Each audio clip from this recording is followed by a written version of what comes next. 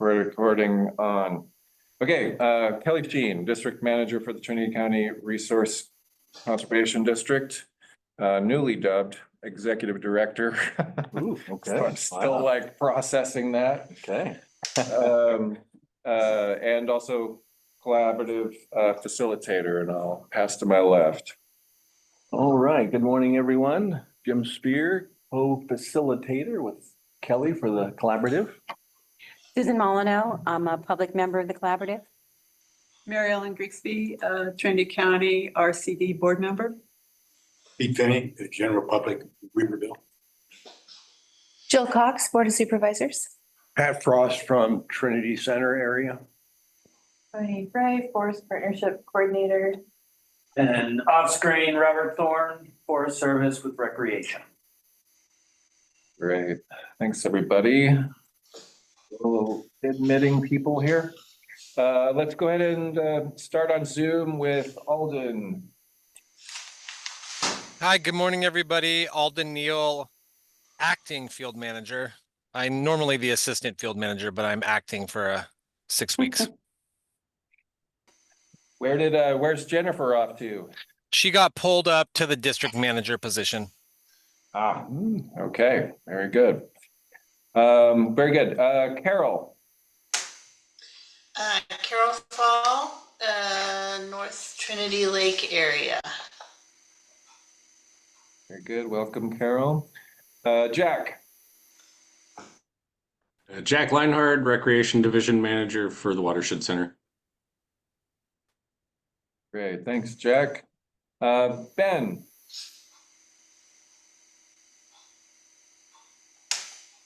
Hey, good morning. Oh, there's my video. It's working.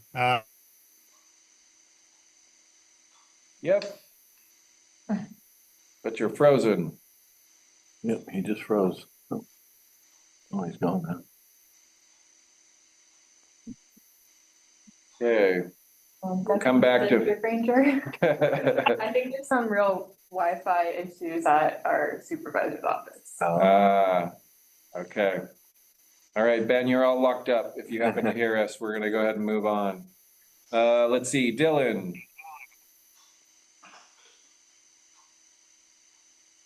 Oh, Dylan Kirkley was saying he had some audio issues on the chat a couple moments ago. So Dylan Kirkley is our Environmental Compliance Program Manager at the Trinity County RCD. And so it's not just me today. Who do we have on the phone with the number ending 0724? That's me. That's James Dees. I'm the recreation manager for the Mad River District of Six Rivers National Forest. Excellent. Thanks for joining us, James. We haven't seen you for a couple of meetings. Great to have you here. Good to be here. We're having connectivity issues as usual, so I'm dialing in. Great. Well, thanks for joining us. Looks like Ben's hopped back on the line. Are you there, Ben?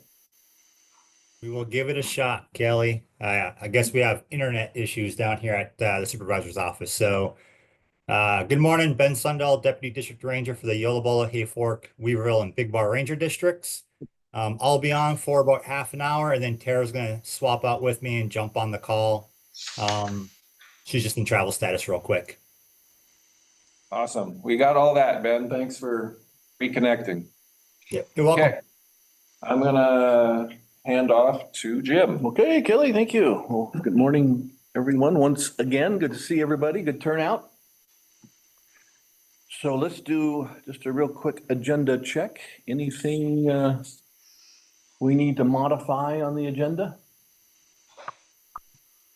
Not seeing anything. We'll go with the agenda as you have it in front of you. Hopefully everyone's got an agenda. Everyone got an agenda? They're right over here if you need one. Oh, yeah. And there are minutes there as well, so. Yeah. Housekeeping. Okay, moving on to the minutes of our last meeting. Anybody have any questions, comments there? I will. I think in my perusal of this, I overlooked attendees. I think that there were more attendees that showed up under Zoom that should have been in person, but other than that, I will get those fixed. I had some notes that I didn't review when they went out. Okay, yeah. And it does appear like I did not update the date there, so it was our March meeting minutes, not the January. Not seeing any comments or questions on minutes, so we'll accept those. And Kelly, just wanted to pass along that we are continuing to get thumbs up on the summary of the Oh, good. collective memory. So that seems to be a fan favorite. Very good. Yeah.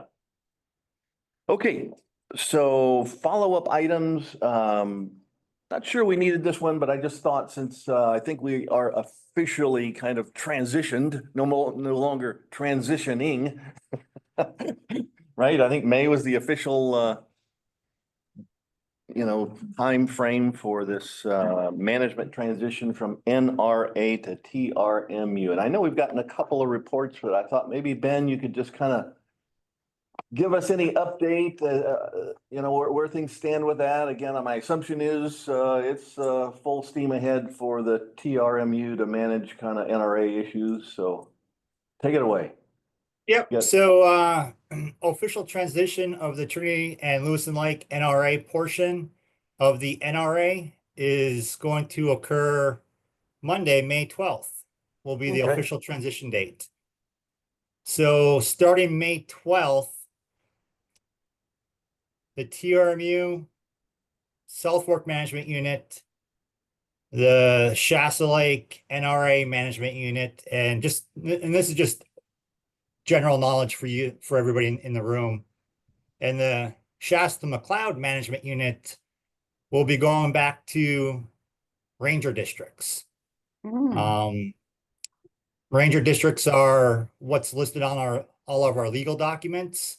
Management units were kind of just the unofficial consolidation to make email signature lines a little shorter, but just to get into better alignment with legal documents.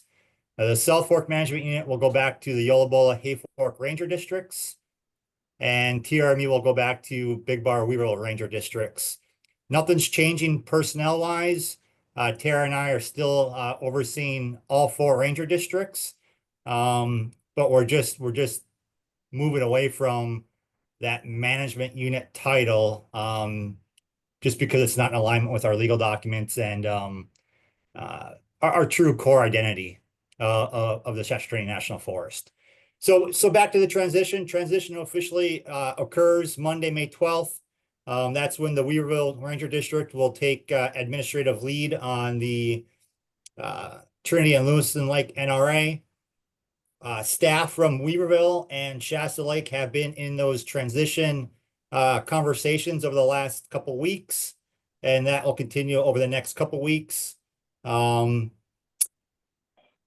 We are looking at outfitting the Weaverville Ranger District, specifically the rec staff, with certain tools and equipment to better service Trinity and Lewiston Lakes. So that is in the works. I know Mike McFadden and Cliff Piper were successful on getting some floating toilets over here to put into Trinity Lake. So the public has the option to use a restroom when recreating on the lake. So that was an awesome job to those 2 individuals. And things will only get better for Trinity Lake and Lewiston Lake. And then the communication path will be a lot more seamless, knowing that when folks have questions around those two lakes in the NRA, they can go direct to the staff in Weaverville instead of being in Weaverville and being rerouted to Shasta Lake. So the communication loop will be a lot shorter and more concise with that transition. So yeah, all full steam ahead with the official transition Monday, May 12th. Very good. Thank you, Ben. Any updates or questions or follow-up for Ben on that? One quick one. So Ben, does Shasta McLeod district still manage kind of the upper watershed, near Deadfall Lakes and all that area, or is that being transitioned also? No, so like our administrative lines are not changing. We're just moving away from management unit titles. So the Mount Shasta, McLeod Ranger districts, their administrative lines on the map are still the same, along with everybody, all the other ranger districts. The only thing's changing is the title. We're just going back to our original legal ranger district titles. Okay, any other questions for Ben? Yeah, just a quick point. I've brought this up before and I know it's really minor, but the marinas hand out a map that shows where the floating toilets are on the lake. And the location doesn't always match the map. So when I've had friends and neighbors out on the lake with me puttering around, we've had senior citizens who wanted to find the toilets and they didn't match. So I would encourage you to either match the locations on the map or put some sort of map at the marinas that says this is where the floating toilets are. Just minor suggestion. So thank you. Yep, no, appreciate that, Carol. It's just it's just one of those, things that now that our rec staff have 100% responsibility of that NRA portion, just some of the minor hiccups that we'll have to work through and work with the marina. So a little learning curve, but they've been doing it for a while now, as kind of like their side hustle. So now that we have it 100% come May 12th, that's just something they'll work through with the marinas and our local concessionaires. So yeah, good point. Thank you. And I did, thank you for putting the fee required at Stewart's Fork. We've talked about that before. And so it's been on a lot of Facebook pages that now you have to pay a fee at Stewart's Fork, which is great. So, because there's lots of people launching there. So that's great. Thanks to Mike for doing that. Yep, I'll pass that along to him. Okay, anything else for Ben on transition? Thank you, Ben. Appreciate that update. Okay, up next, we did have a fairly robust discussion regarding Trinity Lake courtesy docks. So I know there was some frustration expressed relative to the timing of when those docks are getting in place. So I think we were promised an update maybe at this meeting to just give everyone a sense of where things stand with the docks and are they in place and timeline. So is anybody prepared to share that, or anybody that we? So Clark Springs courtesy dock is in. I checked it yesterday. Trinity Lake courtesy dock and the marina are in, which is awesome because weekend before last, I mean, the fishing tournaments, the bass fishing tournaments have started in the lake. And so weekend before last, I sent out a photo. There were only 2 parking spaces in that parking lot because there were just bass fishermen out the wazoo, and people were pulling in. So Trinity Lake is in, Clark Springs is in.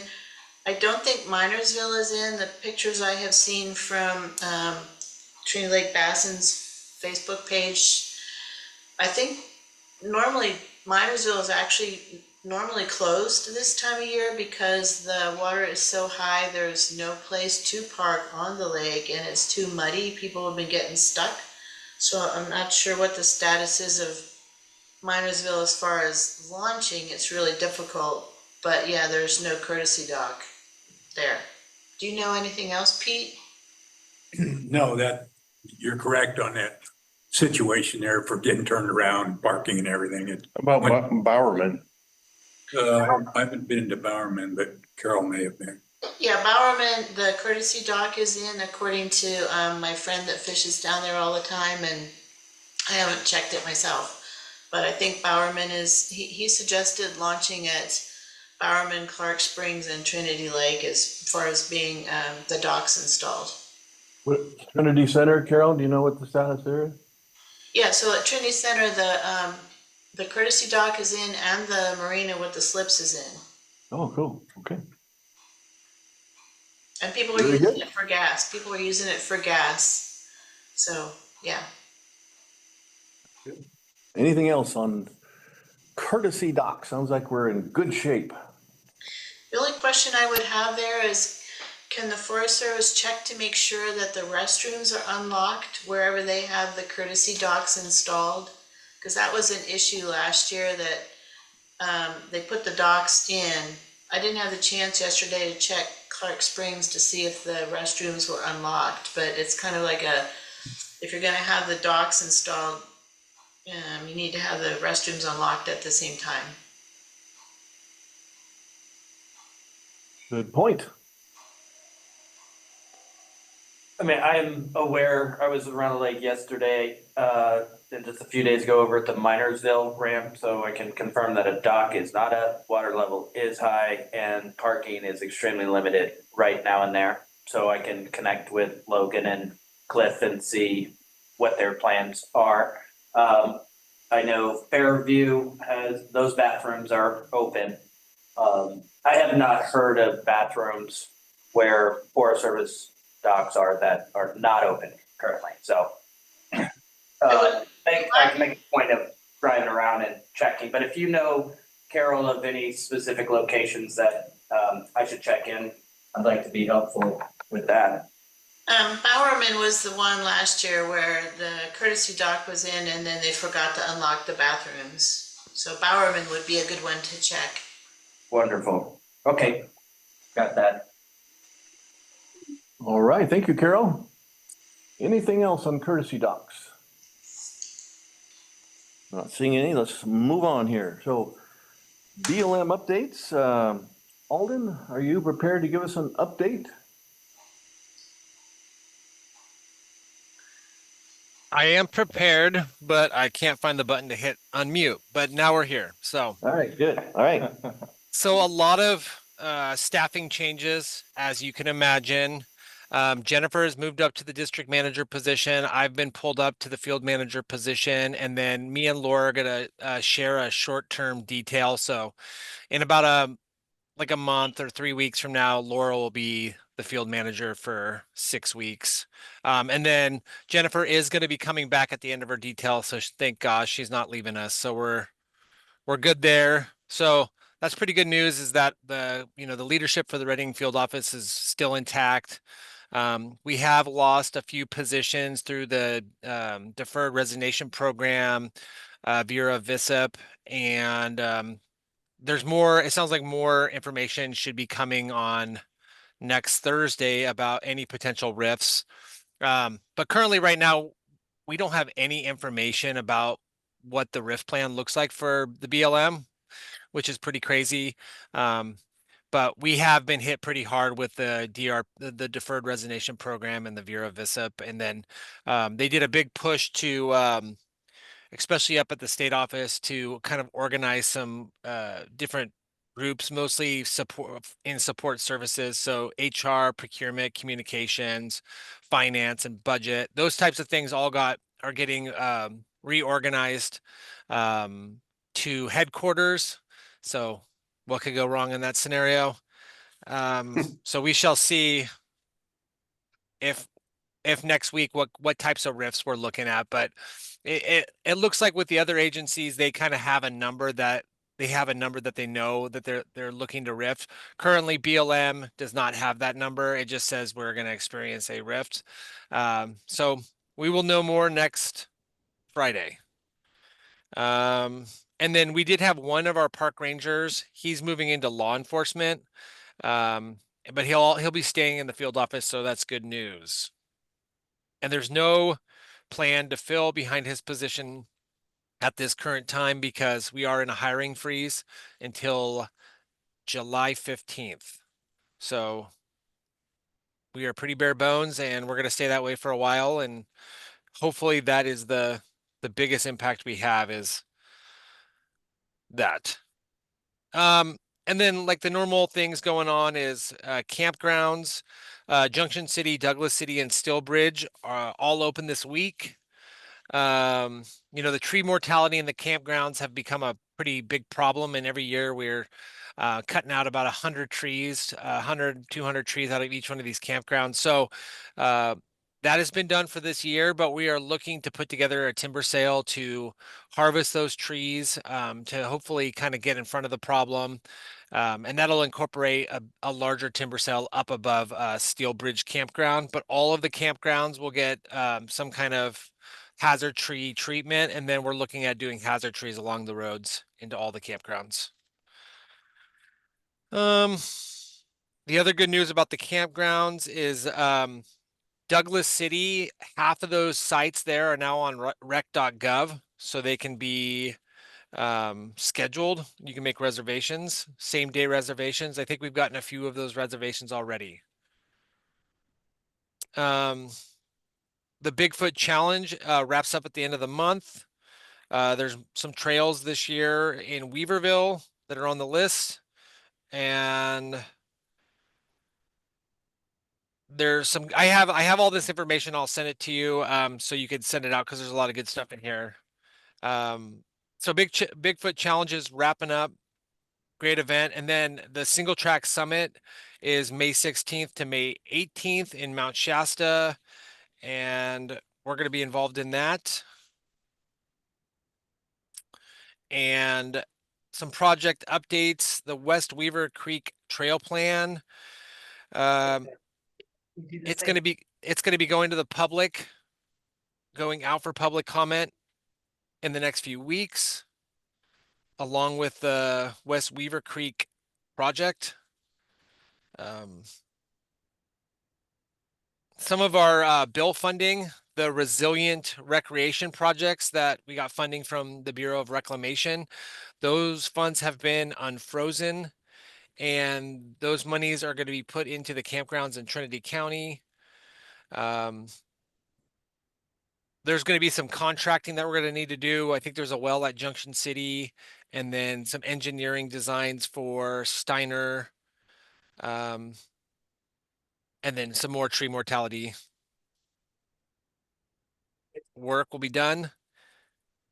And then the other big one is that campground timber sale that we're going to be doing, and that's going to be looking at Steel Bridge, Steiner Flat, and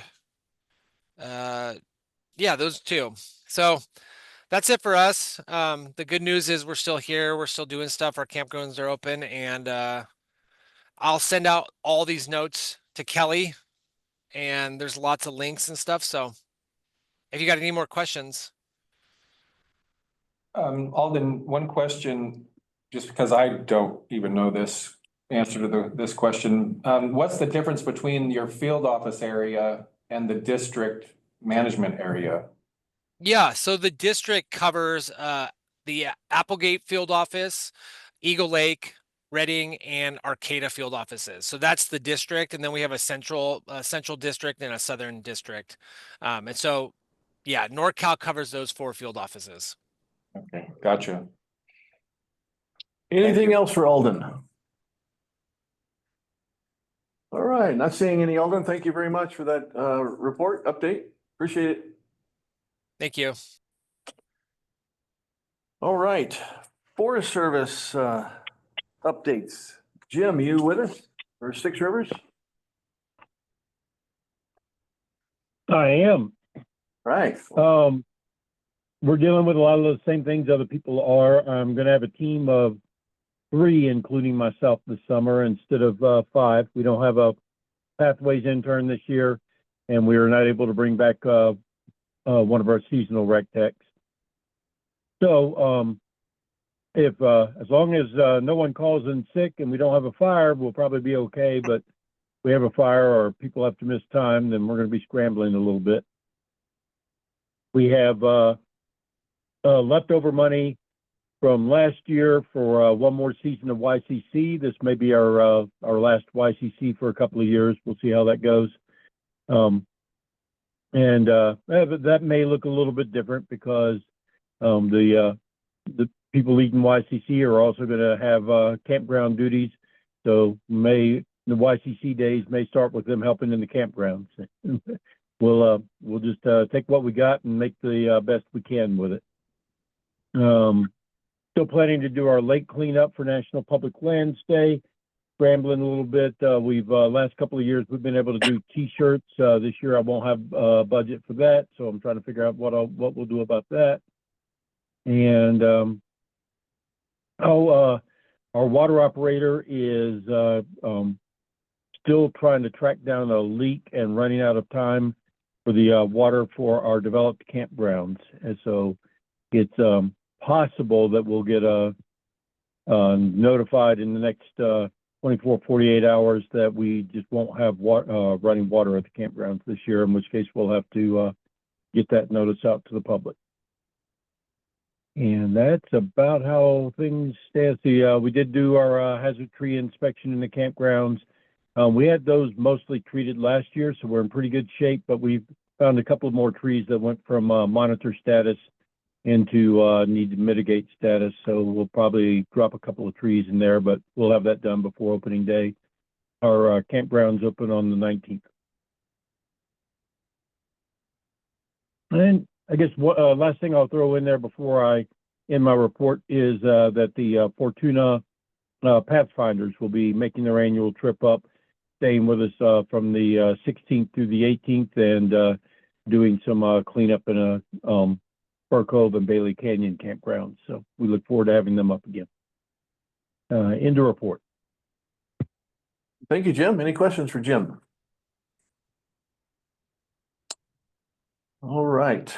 Up next, we've got Shasta Trinity. I see Ben's still with us. Ben, you got anything for us on?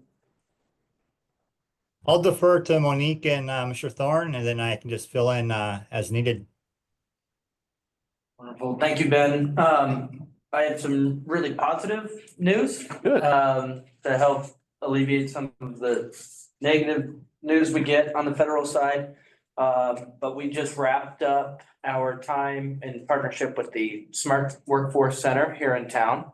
We were operating under a storm damage grant, and they were with us. We had a crew of 13 folks with recreation under developed recreation trails from the beginning of March to just last week.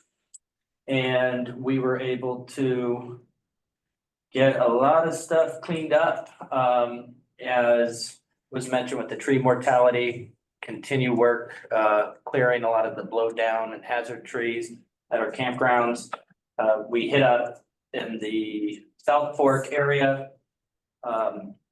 Forest Glen Campground and Cabin, Hellgate, Basin Gulch, Philpott, Post Creek Cabin. The T-Dock Road is now clear.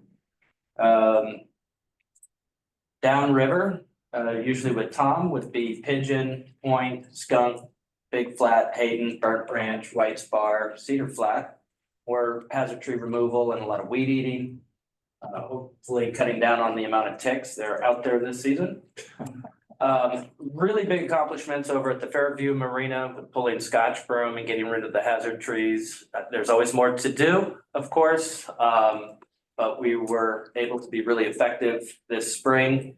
And that was a big ask from Tara and Ben right before that bass tournament.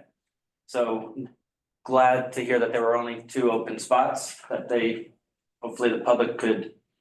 We also opened up the viewscape, so a lot of the lower branches, just making it much more appealing. So that was a Fairview, and had another opportunity to go to Pine Cove Marina again and continue working on the blackberry removal, brush clearing. We're clearing that up, looking at making it look really nice. Hayward Campground in the road there with a lot of some rocks sliding off the cut bank. Bridge Camp Stewart Fork was opened up, and Preacher Meadow. Working on cleaning up a lot of the blow down there. And of course, we got to work on some of the trails here in the Weaver Basin. There was continuation on the LaGrange extension. And we just finished up a rock wall orientation training. So we're starting to do some rock work out there, multiple partnership folks getting involved in that. So that was really nice to get more people trained up on the rock work. And also had the opportunity to tie in with Jack and the watershed crew with the work on McKinsey Trail, just outside of the old barn front door. So we are looking to continue. I think I'm working with Monique on a new agreement with Smart Center and hoping for more opportunities in the future. I did want to mention that 2 of our participants were able to get gainful employment with the county maintenance yard, some of our younger guys. So that was really hopeful and beneficial. Little things that make big strides forward, working with these folks to get their driver's license, to clear them up so that they can be much more employable in Trinity County. So I'm a very big proponent of that Smart Center partnership that we have going on, which had even led to the Forest Service being able to hire some of those folks a couple of years ago. 2 of which under that DRP we did lose, but have now they've been picked up elsewhere. So. Cool. Yeah. I just had one question. Is that a time limited program or how do you manage that? Or is it, do you say like, we're going to take them for 3 months or how do they do that? Have better answers. They tend to be more short term. Than that, up to okay. 6 months. We started out with them a few years ago and had a few folks here and there. There was one season I had no trail crew and we trickled them in 2 or 3 at a time. Great. Ended up ending with 15 to get us further out to the backcountry. And we've been learning about trying to get more people right off the bat so that we see who can do as it. life changes for folks, maybe they move away or it's not a right fit, that we can still maintain capacity for as long as we have them. Right. So I think it's a great program. 3 or 4 months. And it's the workforce development, so it's the goal to employ them in the county, and we have been very successful with that. I'm very proud of those participants. Are you finding that most of the participants are actually your local, like they're local citizens of Trinity County, or are they coming up from Redding? This particular grant, we focused on Trinity County locals. So in previous grants, when we needed more folks, we would reach out to the Redding area. Smart Workforce Center is in Shasta County as well.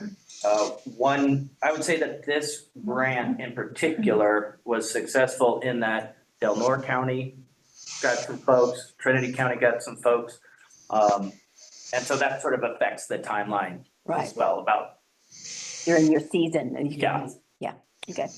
More opportunities in the future, and we're in constant communication with them and with the watershed about where those folks can be. And it's been a very beneficial program. Who actually does the recruitment for that? The Smart Workforce Center. They do, okay. Yeah, Yeah, so they're Heidi considered- Wheeler locally here and Betsy Ray in Reading. They're considered employees of the Smart Center. So they it's a cover great program. workers' comp and everything. Right. Yeah. Through a grant that they received. I'm not quite sure how that's gonna look in the future. Seems like generally less grants are available, at least on the federal side. Partners have been focusing on the state grant funds, which seem to be more reliable at this point. Is the Forest Service the principal beneficiary, or are there other entities that get employees or? They serve all across Trinity County, so whenever businesses need to employ folks, they work with them and they provide a variety of different opportunities, like people to work at the shelter over here, the dog shelter, or the animal shelter. They could work anywhere that really would like to partner with the Smart Center, because their participants come in and they have desires of what they want to do for work, and they try to match them with those desires. Cool. The RCD has been a beneficiary of some of their programs in the past. It's just aligning their projects with, our ability to fund like supervision and stuff like that. That's been sort of more challenging as of late, but by and large, it's a great program. Cool. Can I make a quick comment? Yes. Thank you for the work that was done at the Fairview Boat Ramp.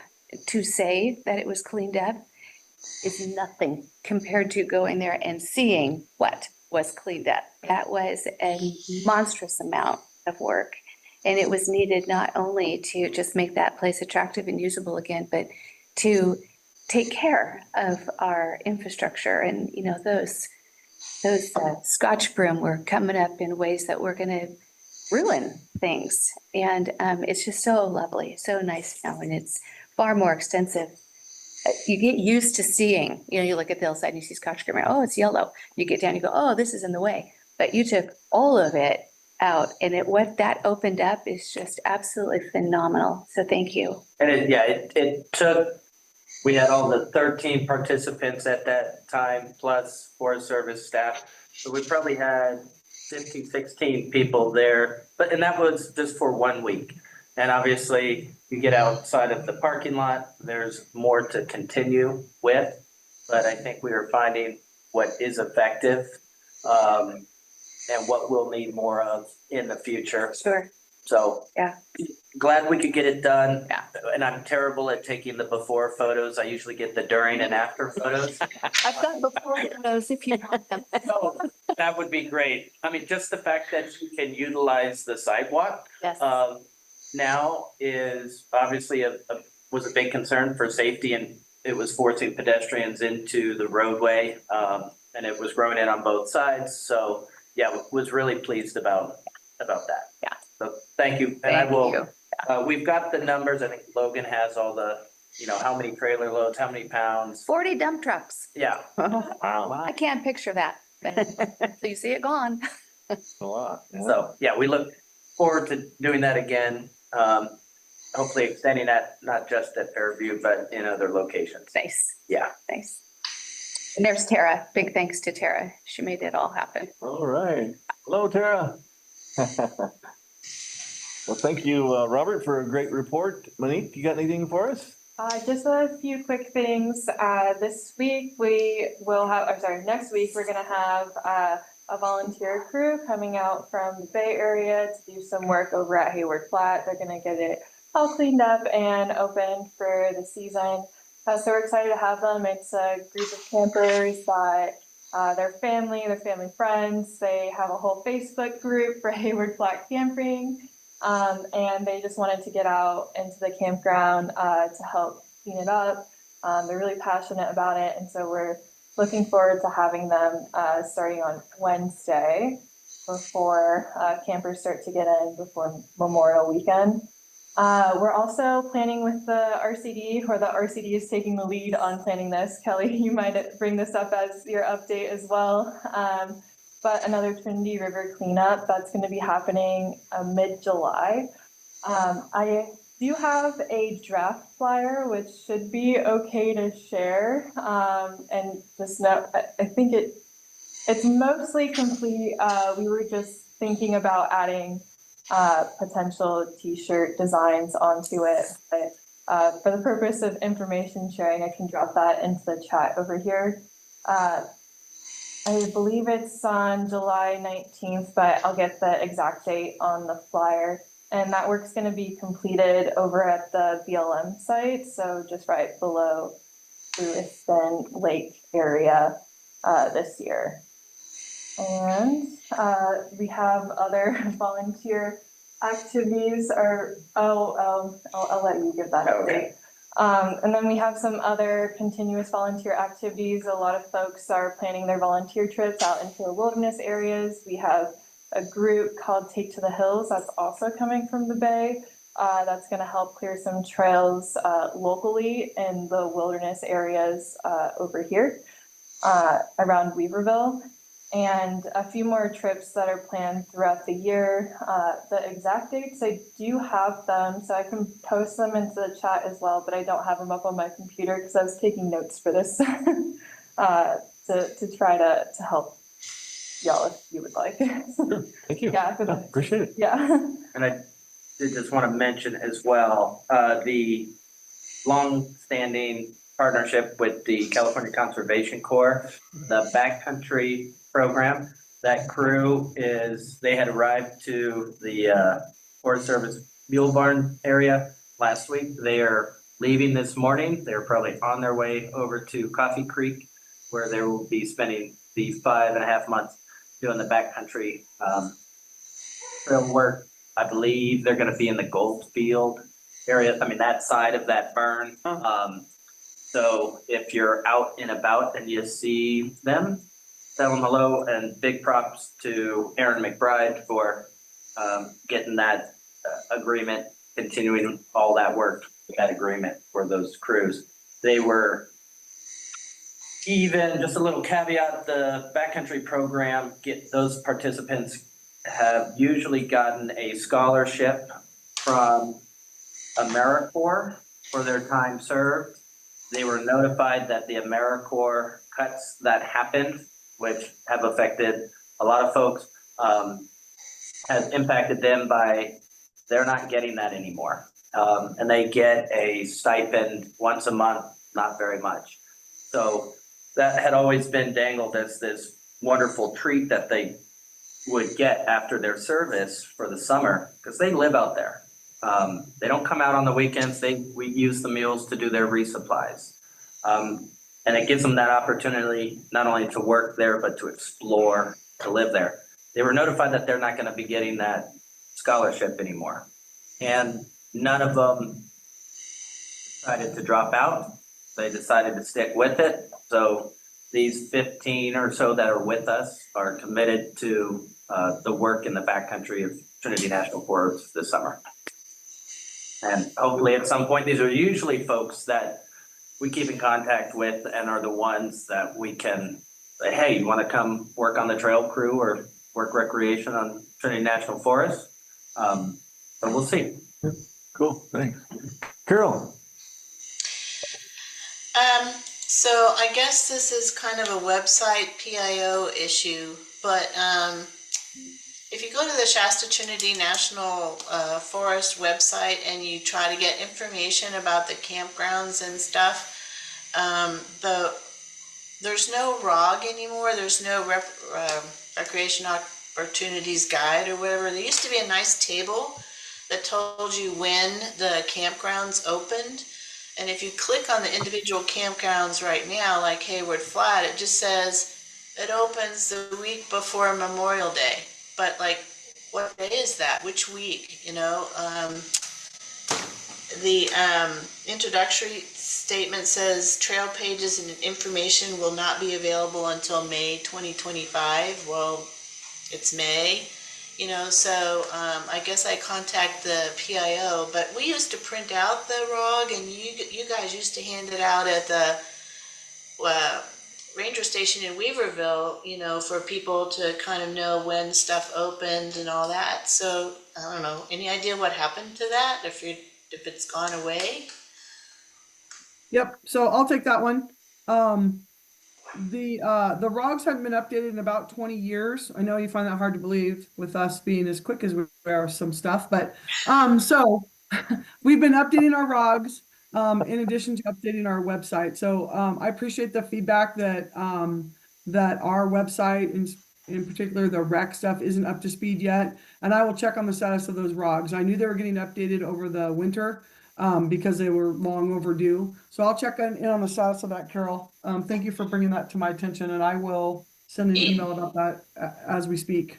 Yeah, even in addition to the handout, at least there was a table that told you on the website when the campgrounds opened, you know, the dates they opened, you know, and that went away too. So it's really, you know, it's just so vague. If someone's trying to figure out if Hayward Flats open, unless they actually make reservations. I guess reservations.gov would have the dates, but not all the campsites take reservations. Some of them are, you know, first come, first served, and you wouldn't know when they're actually open.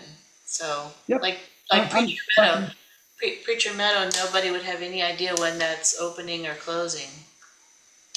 Yeah, okay, well, thank you very much. Like I said, I think it kind of got caught in between those two things, the ROG update and then the goodness knows I wasn't gonna be able to help with the web update, but I will make sure that those helpful features come back into our current web page and see if we can get that expedited before we hit heavy rec season. Thank you for bringing that to my attention. Thank Hi, you. Monique. Hey, I was just on a meeting yesterday, and so because our whole website actually did shift, we got a new platform. We're utilizing Drupal now, and this change just happened. I want to say like a week ago or so, that the official transfer over went. And so, the PIO, in addition to front desk staff across the forest, we're helping to update every page and transfer all of that information over. And some things are in new locations. And so I can just give a really quick show of where you can find that information, because there is information on when specific campgrounds do open. But I do think that it was brought up yesterday at a meeting. It does need to be more front and center. Yeah, because I've been plunking around while you guys are talking and I can't find it. Yeah. And likewise, there used to be a link to the concessionaire, and the concessionaire had more information about each campsite, and that link is gone. Okay. What was it like front, and was it like a thing that was front and center? Because we could definitely edit that. Yeah, on the camping and cabins, in addition to the wherever it's recreation.gov, they had a link to Shasta Rec. Okay, I'm just gonna share my screen right here. So a couple of things, if you're on the new website, some of the website features, it's gonna take a little bit getting used to. And if you do also search specific campsites on Google. Yeah, but you don't know that. Pretend you're a dummy and you're going in there and you're gonna click on recreation. Okay. Now don't do search. Click on recreation, camping and cabins, right?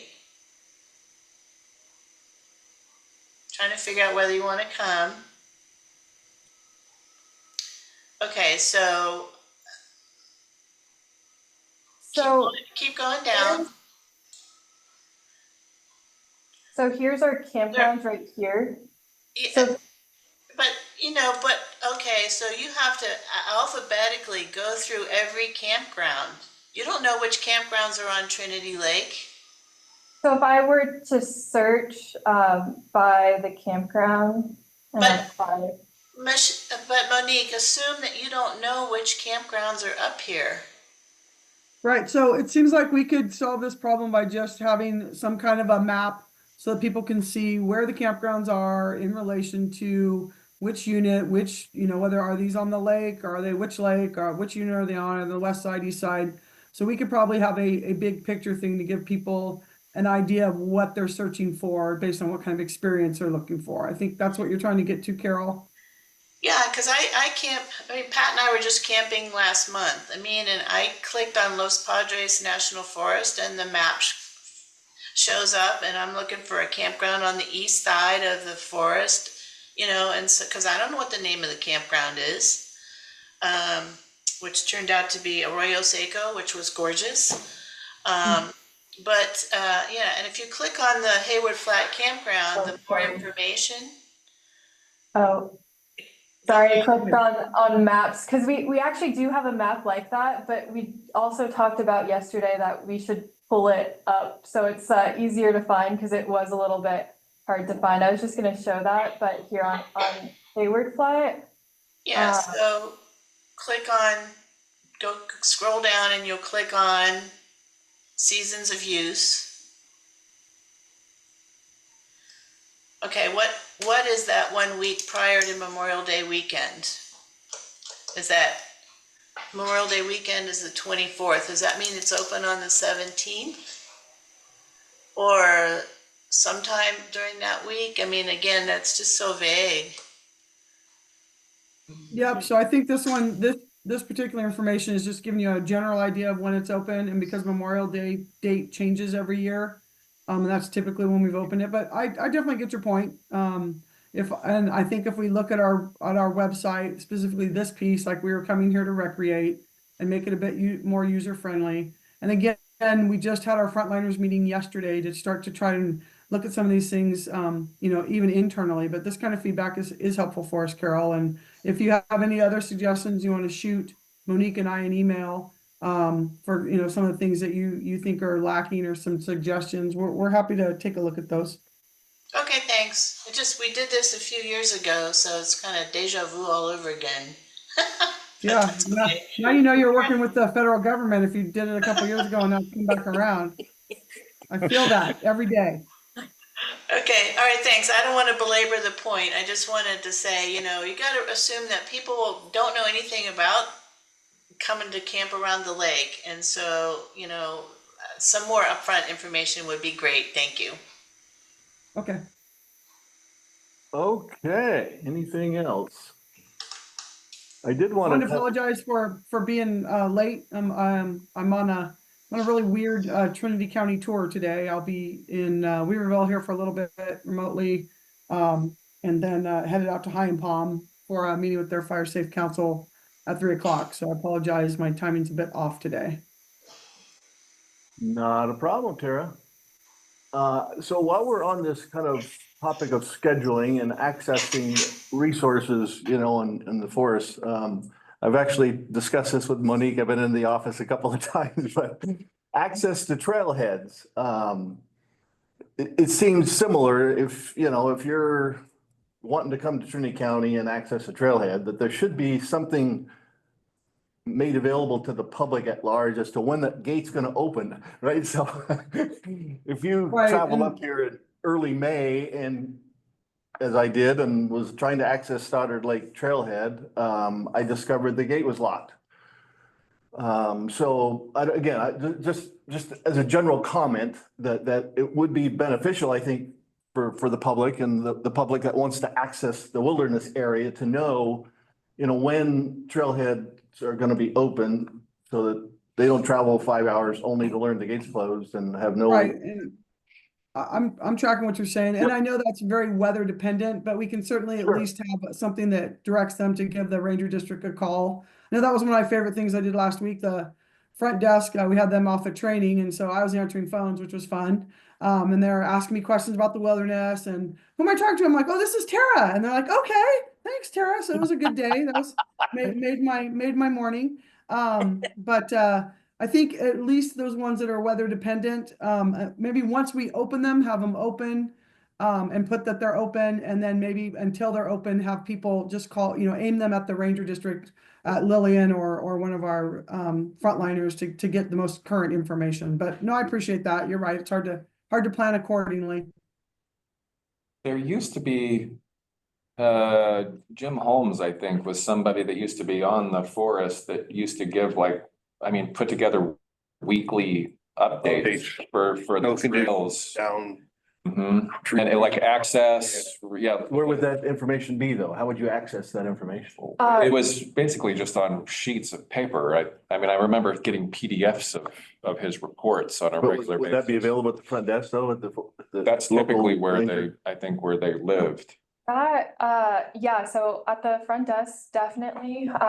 Jim is coming back as a volunteer this year, and he'll be able to provide those recreational updates. But also on our website, there is a section that was created.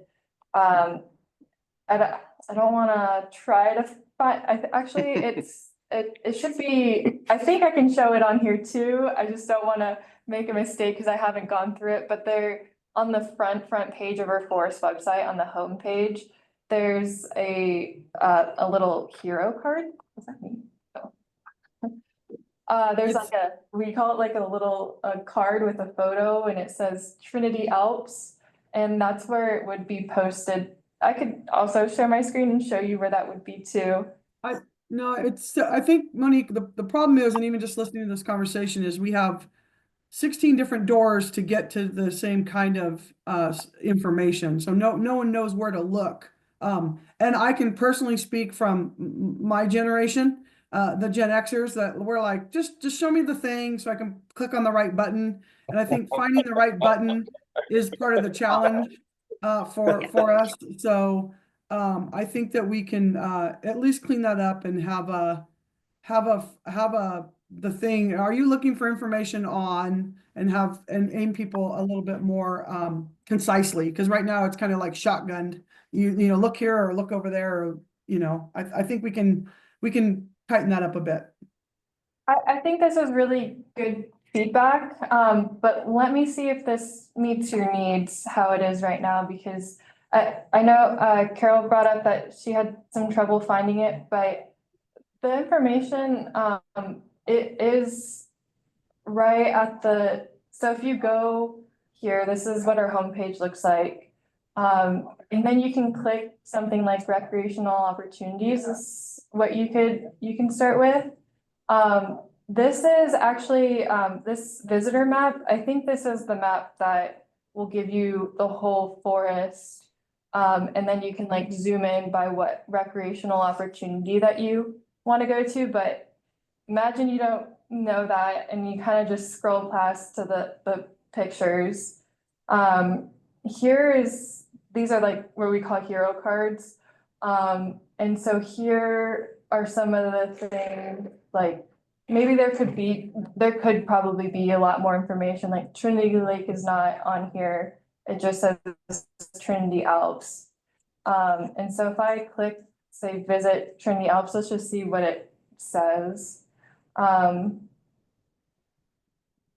There is also one that says current conditions, but I don't know if it has the direct information. So if I just scroll down,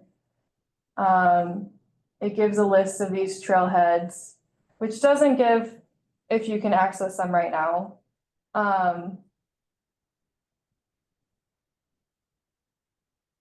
See passes and permits, recreation sites, you can also search. So my guess would be it would be super beneficial if we just have that hero card, if there were also the link to that trailhead information. Okay, right. So I know it's somewhere in here, but I do think it does need to be. Even if it's just, we typically open on May 15th, but it's weather dependent, and please call the office, Right. before you travel 5 hours. Right. Yeah, that could definitely be added onto there. That Yeah. shouldn't be any issue. Okay. Anything else on, I think we're still on Shasta Trinity. Tara, you got anything else before we move on to NRA?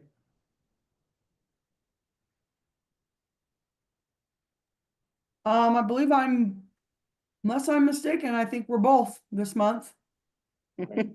So Monday. You are both, yeah, so yeah, this is a There you go. legacy agenda. yeah. I don't have a different hat yet, so maybe I'll have to get on another hat to wear, but yeah, happy to talk about the things on around the lake in the Trinity unit of the National Recreation Area. Okay. You're up. Yep, so things are, I know you're gonna ask me about Miners Village, probably its own agenda item. But I'll just tell you that currently things are with DBAL. They've been reviewing the 60% thing, which I know you guys are tired of hearing 60%. They've been working through it. The last piece they needed from us was a paper copy of the plans. They have been reviewing it. Our engineers have been going kind of back and forth with them. I'm expecting them to be done with their review and moving on to the next step soon. Soon is when I anticipate I'll have movement to report out for our next meeting. Also, the Minersville, once we get that 60%, we can start working on the NEPA. The Shasta Lake Ranger District is going to take the lead on the Minersville NEPA. So once we get all this finalized and we kind of know what we're aiming at, we'll start that NEPA process. And we do have a team that's going to take that on.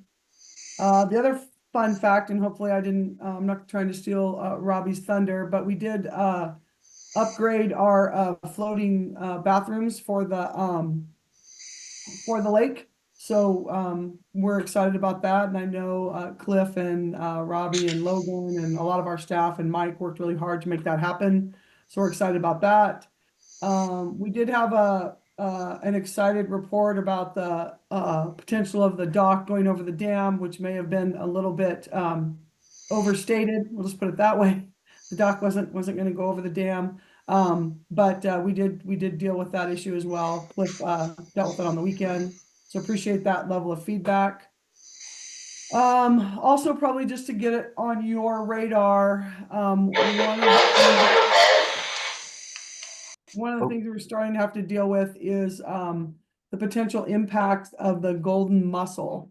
And we are required by state Fish and Game to look at potential impacts on all of the lakes in the National Recreation Area. And we're working on with DBOW and with Fish and Game to make sure we come up with an appropriate response to that potential threat from the golden mussel.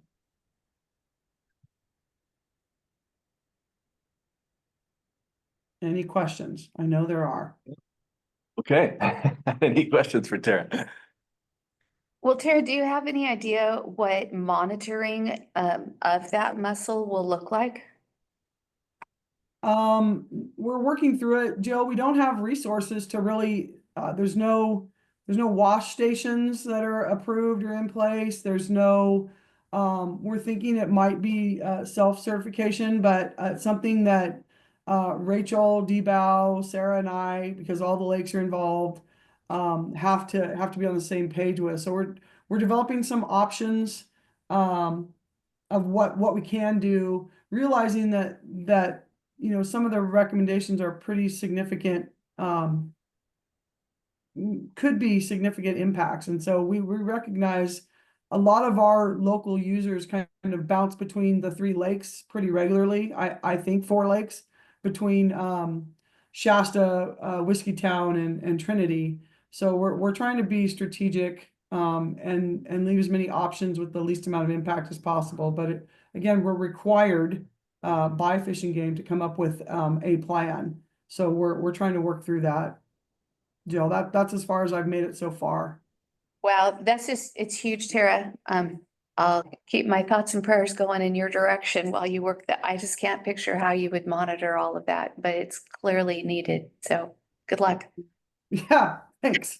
I think that if I just had a lawn chair at the lake, that should be my new responsibilities. I'll just hang out at the lake. Do you know if the golden mussels are an issue in Oregon? I don't know. Thank you for asking, Carol, but my golden mussels are definitely a new thing for me, as with most mussels. Now, if these mussels were found on trees, I'd probably be more informed and have a better chance of helping. But I'm doing a lot of reading at this particular point in time and really working with some of our fish and aquatics folks to get up to speed. So I apologize. I'm not more well versed in mussels other than those found in the gym. So I'm not my area of expertise. Just to point out, so you can go on the Fish and Game's website and see all the bass fishing tournaments that are coming up. And like the one that I was looking at earlier this month, a third of the boats were from Oregon. So there's a lot of people coming down from Oregon to Trinity at least. Okay.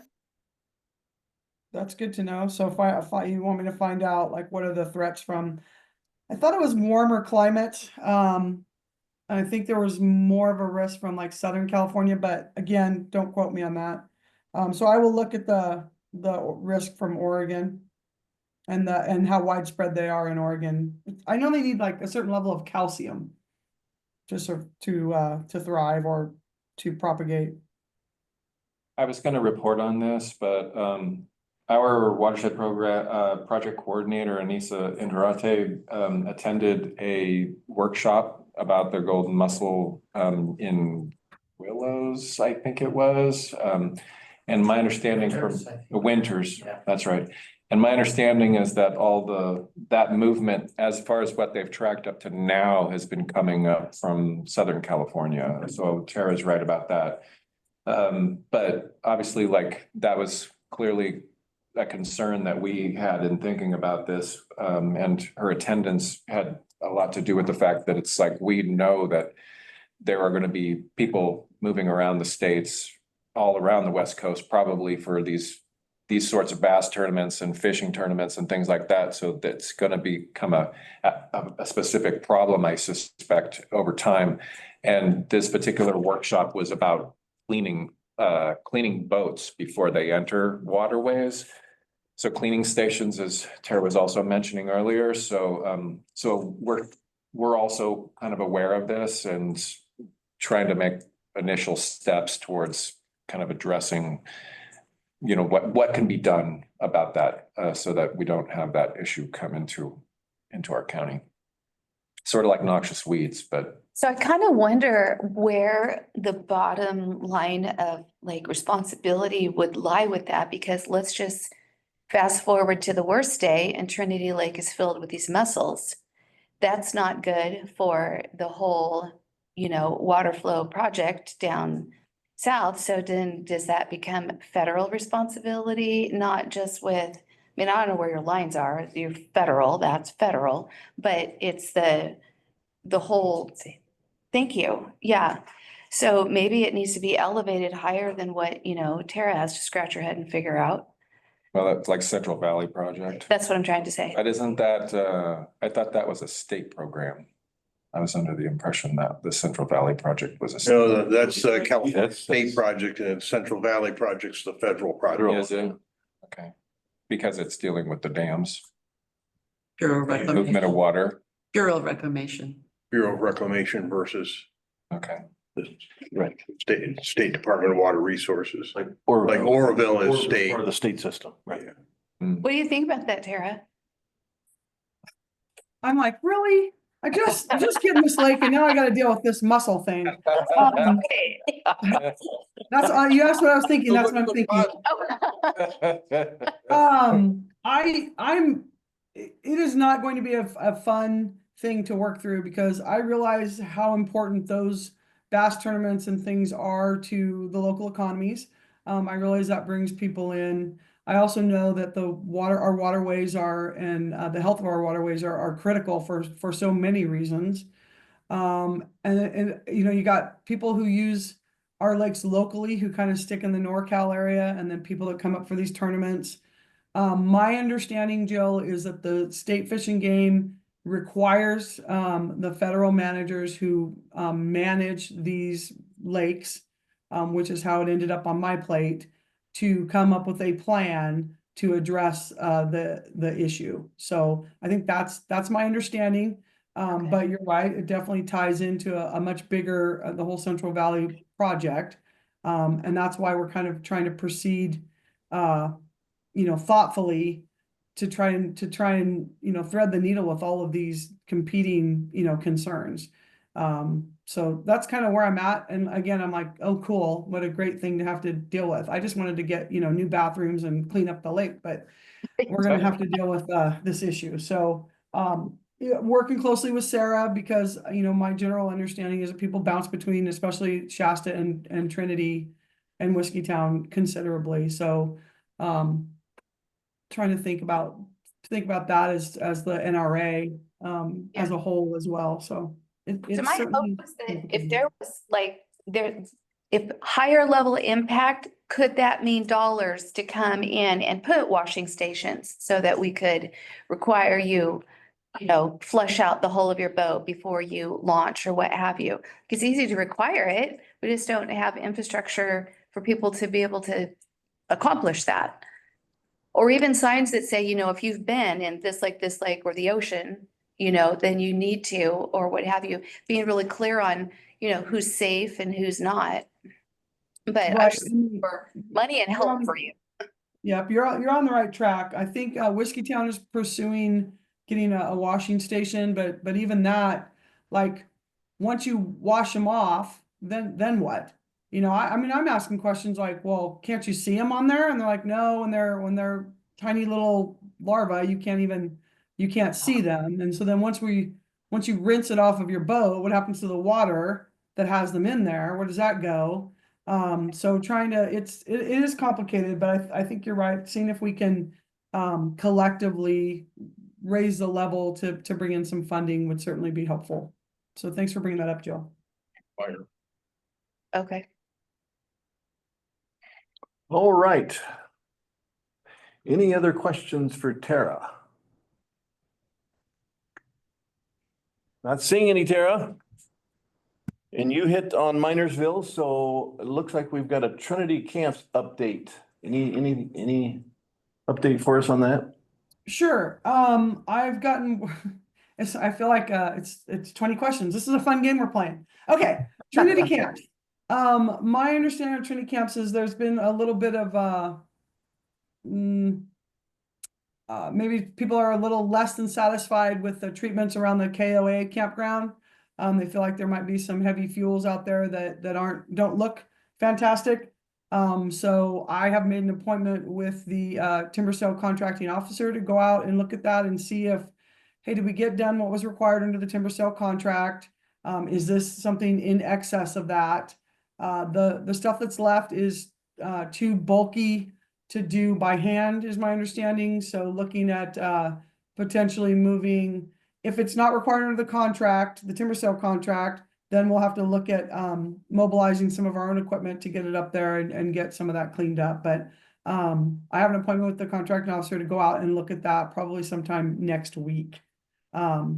Trinity Camps proper, we're looking at, I talked about the 4 campsites that are up north that we wanted to see how the first camp ground came out before we started the next one. So we went and prepped the ones that weren't part of those 4 campgrounds that we talked about originally on our field trip, and got those ready to go and be sold this year and get those thinned out. So that shouldn't be a surprise to anyone. I think that was based on our field trip.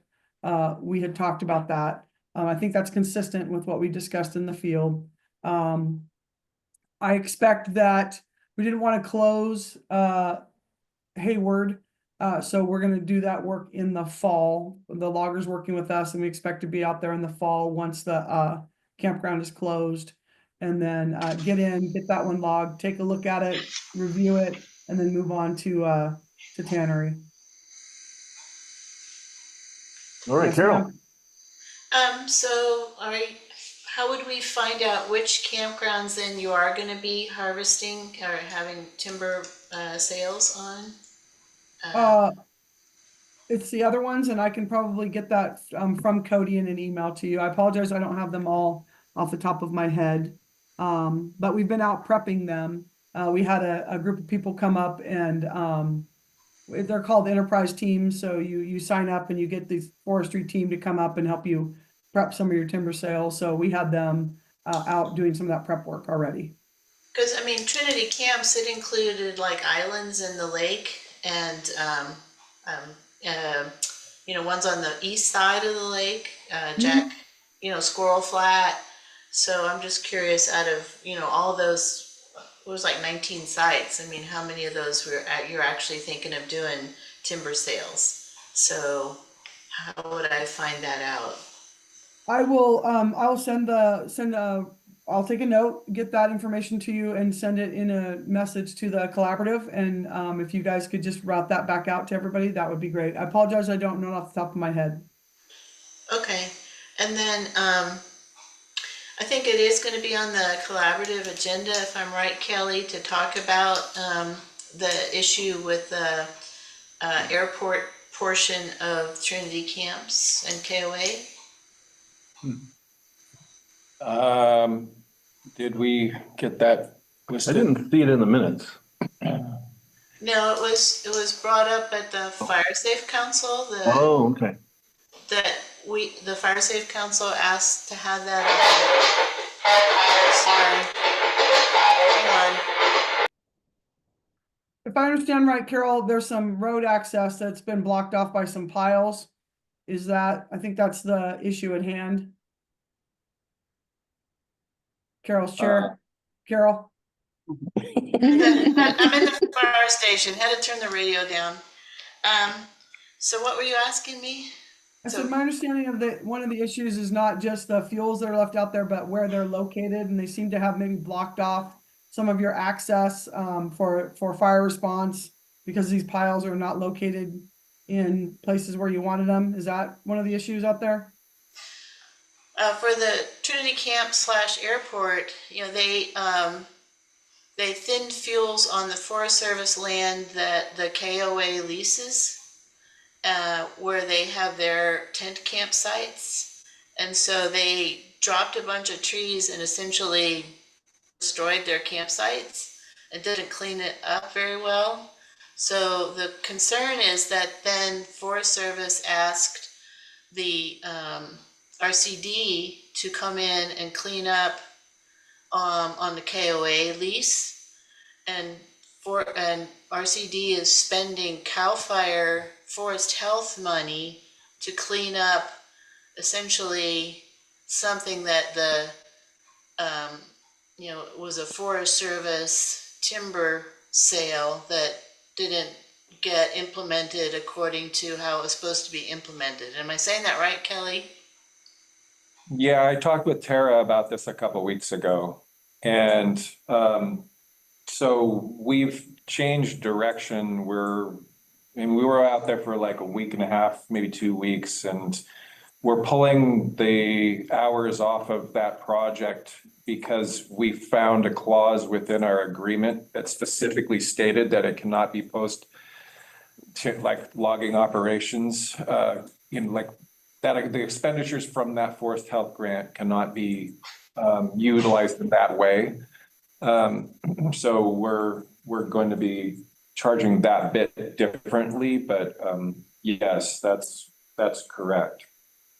And so I talked to Tara about it, and we've pulled off of that project as of like shortly after that meeting. I think the collaborative's interest is, I mean, that's great to hear, but the collaborative's interest is this is the same logger who is supposed to be doing Hayward Flat. And if they essentially left such a mess in the KOA campground and pretty much said, we're walking away, we're not cleaning it up, there's a concern that that would happen at Hayward Flat. So I can address a couple of those things, and I just want to, and we've talked about this on the field trip, I want to try to manage expectations.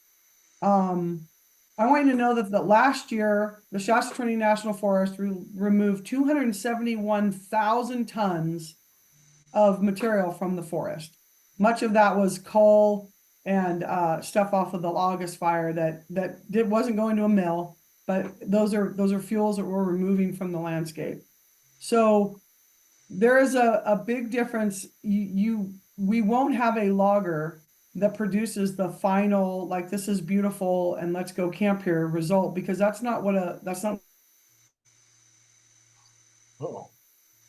timber sale contract is for, to address the fuels and address the fuels that are as a result of their operations. So for instance, if we go out somewhere that's got a bunch of downed material that's already existing, the logger won't be cleaning that up. That's something that we have to do as a follow-up. So just recognize that, so the money from the timber sale will be available for us to reinvest to get that work done, or I'll get the final cleanup done in-house, which is what Cliff, Mike, Logan, and I have talked about. But we have to let the logger go in, do the work that's required under the contract, which the contracting officer is the one who does that. Then the final cleanup work is done by probably by our own staff or through funds that were generated from the timber sale. We won't go from timber sale to this is beautiful and it's done. That's just not, the logging is just not pretty right after you're done. It's just not. But your expectation for what the collaborative is looking for is perfectly appropriate and right on, but you probably won't have it in the time, it has to be in sequence. It won't be right after the logging's done. It might be once we get our folks out there to do the work following the logging. So that's why I'm going out to look at it and see what needs to be done for it to be cleaned up. And we'll go from there. Okay, but the issue is, I've been asking about this since last fall, and since last fall, I've been told that Cody and Nate would make sure that these piles, some of the piles are like house size, would be cleaned up. So there's just a mixed message here where, you know, there's two issues with the airport clean. One is there are these huge piles of logs, and I've been asking for, you know, 7, 8 months, what's going to happen to those? And I was told that they would be coming back in the fall with some sort of big equipment and pulling the piles apart to burn. And in the meantime, I've been asking, well, you know, what happens? They are fire hazard, you know, it's right next to the KOA campground. What happens if somebody decides they want to go wax them off and, you know, haul it over to their campfire? Okay, that's one issue.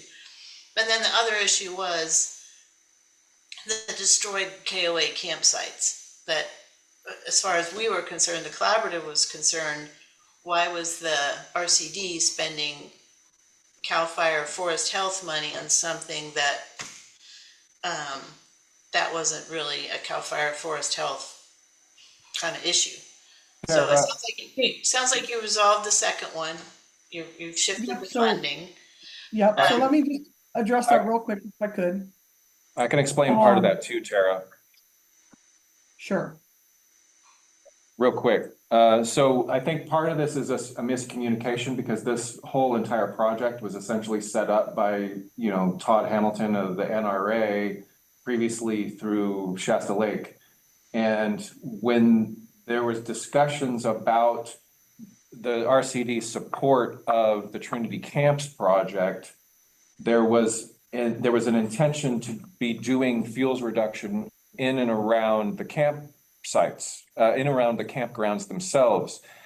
It was not meant to be post-operation logging cleanup, but we sort of got pulled into that. It was like, oh, we're supposed to be working on, you know, we have money through Forest Health to be able to do that. It was the thinking, I think, from what I gathered from an email that I got from Cody. And part of the issue was that they bundled the airport and KOA area along with the first two campsites they were going to do, which were Hayward Flat and then Tannery, if I'm not mistaken, based on what Cody had written to me. But I think there was some miscommunication about what that work was going to look like and what it was meant to be. And from our perspective, it was never meant to be that. It's denoted in the agreement with CAL FIRE that the forest health dollars were not to be put towards that, but there's no way that Cody or Tim or anybody was going to know that, because they just basically said, oh, okay, we've got money to and resources that we can tap. When we got into the project, it was not what we anticipated it was going to be, which was, what we generally do and what our strengths are, which are basically like cutting, piling, burning, chipping. It was like hardcore post operations cleanup, which is not what that money is meant for. So when we started digging into that, we basically decided that there was no way that we could complete that task. So that was why I talked with Tara and we pulled off of that project. So maybe I would go back to my original, this is kind of probably way too detailed for recreation. I was just trying to confirm that it was going to be on the collaborative agenda. I think this explanation needs to be provided to the rest of the collaborative, because Jerry and Larry, that were on the Fire Safe Council meeting, asked to have it be put on the collaborative agenda to discuss. So I think that's maybe the more appropriate kind of place. So that's fine. So again, couple of things. There's no market really on the west side of the Shasta Trinity National Forest to treat biomass material. So when we say we're not going to do any post-logging work, I want everyone to just be clear. We can sell the saw logs and they can pay their way out of the woods, but that will still leave the remainder non-commercial product that will have to be treated some other way. If I put it in a service, if I put it in a service contract, maybe it's done that way. If it's part of an IRTC So we're leveraging the value of the timber to get that work done, then maybe that's how it happens. But we can't, I don't have a market that will facilitate mandatory removal of submerged material. So submerged material less than 10 inches. So there will always be some post logging cleanup. So we have to just, I want you to, think about that. These piles that are left out there to be burned later generally have, and per the timber sale contract, an 8-foot fire line around them. If it's a landing. Also, the other thing I'd like to keep in mind is the reason that the airport was logged first is because the county came to us and said, please, please, please go in and get the airport logged because we have these trees that are a safety issue and we've been in violation for a number of years. So we, being mostly me, strong-armed the logger to go in there and get that work done as quickly as they could. So just to kind of keep that big picture, I'm confident the cleanup does not look great right now, for a number of reasons. One, it's the first unit out of the gate. Two, we've got these weird rec windows we're working around, right? And owl. So you got to get the owl LOPs lifted before the recreation season starts, or you got to do it in the fall. Also, there's the economics of this particular project weren't fantastic. So they didn't pay for the biomass material. So I know that I have to have a secondary operation to address the small material, so that once we get that done, it'll be cleaned up and ready to go. Now, does that mean I'm happy having a bunch of fuels on the ground going into fire season? Absolutely not. Which brings me back to, I have an appointment to go out and look at it myself with the timber sale contracting officer. And if I have to mobilize our staff and our equipment to go out and take care of that, to reduce that risk, then we will. But I just want to kind of manage expectations of what the work is going to look like and how many phases it's going to take to get it to the finished product. And I know firsthand the collaborative does not like fuels on the ground after logging. That's one of their pet peeves, and I 100% agree with that.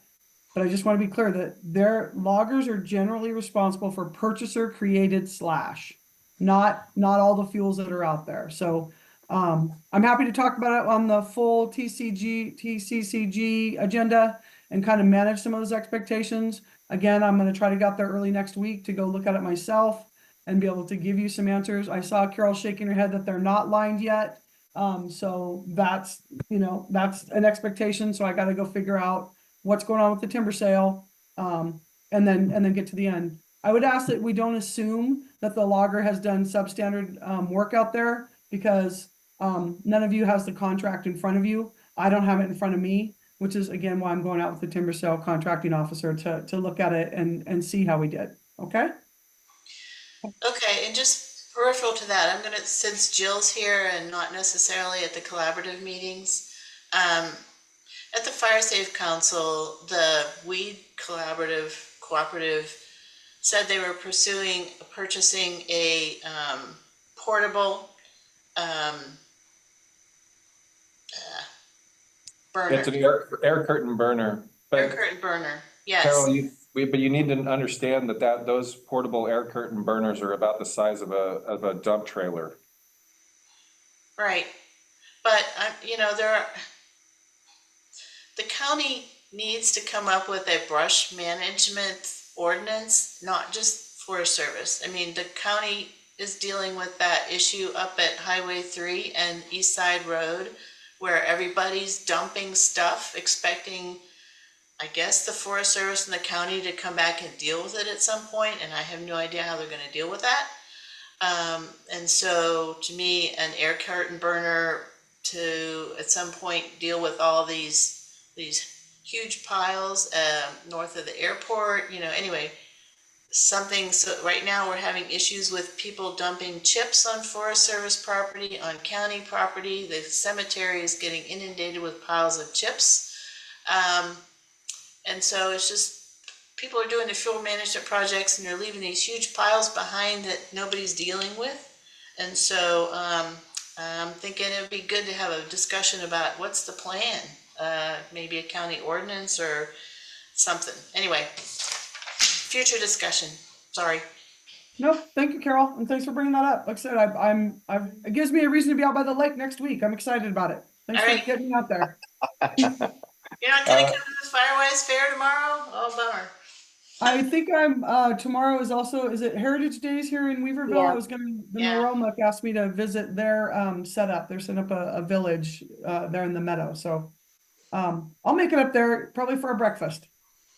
Okay. Just, All right. just real quick too, to add on to that, we had somebody that came in, we are currently doing a chipping program, and I know this is outside of the rec realm, but just to Carol's point, we had somebody from downriver come in and basically said the same thing is now happening downriver, where people are, dropping off tons of green waste right along the highway. In the same fashion as what we had described at the Fire Safe Council meeting, Carol. So, and this is something that we understand was basically being requested by the county to do. Like, they didn't have anywhere else to put it, so they're just like, put it along the highway. By the county to do what? To dump basically green waste. In the same fashion as there's stacks and stacks and stacks of this stuff up by East Side Road, like Carol said, but it's also happening downriver apparently now. I'm a little, who in the county would tell the public to go dump their green waste by the road? Solid waste at Hobel is telling people, we don't have room at Hobel, go put it up where the other county stuff is that's being, I guess, put there as part of the river complex cleanup. The Forest Service has river complex cleanup stuff. And so now the commercial haulers, I mean, the tree companies are putting stuff there. So that's what I mean. It's just like this growing, no real plan on how to deal with all the stuff people are generating because they're trying to do their defensible space and all that. Okay, I'll look into that. Nothing about that makes an ounce of sense to me. We can talk about that next. That's good. But All right. I need to confirm that. It was just something that somebody, like a member of the public came in and basically mentioned something like that. And it reminded me of this conversation we had a couple of weeks ago. Okay. All right. Okay, goodness. Way. Stop it. Went off the trail a little bit. I won't be including that in the note. Getting back on the trail. I think we have concluded the Trinity Camp's agenda item. Anything else? Tara's got a thumbs up. Enough. All right, moving on to partner updates. Bowerman Barn updates. Oh, I'm sorry, Bowerman Barn, yeah. Carol, anything on Bowerman Barn we need to? Well, Tara and I got a response from Pete because my question was whether or not the RAC funds had been frozen, along with the BIL, IRA, all the other alphabet soup. And his response was that, yes, I guess the existing contracts are proceeding, but the new RAC contracts, like the one for Bowerman, is not. So right now, he said that's on hold. So there's gonna, as far as I know, be no progress in kind of getting the foundation repaired.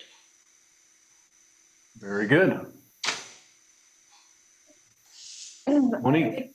We should probably be careful about the language that is used because it's not that the funds are frozen. It's that our processes are needing higher level review, and those processes, because they're so new, are being figured out right now. So the RAC funds are themselves, the Secure Rural Schools Act funds that we do have, those aren't frozen, but the actual contracting processes are what we're seeing some issues for certain projects because they need a higher level review for some projects, and other projects don't need a higher level review, depending on what certain priorities are.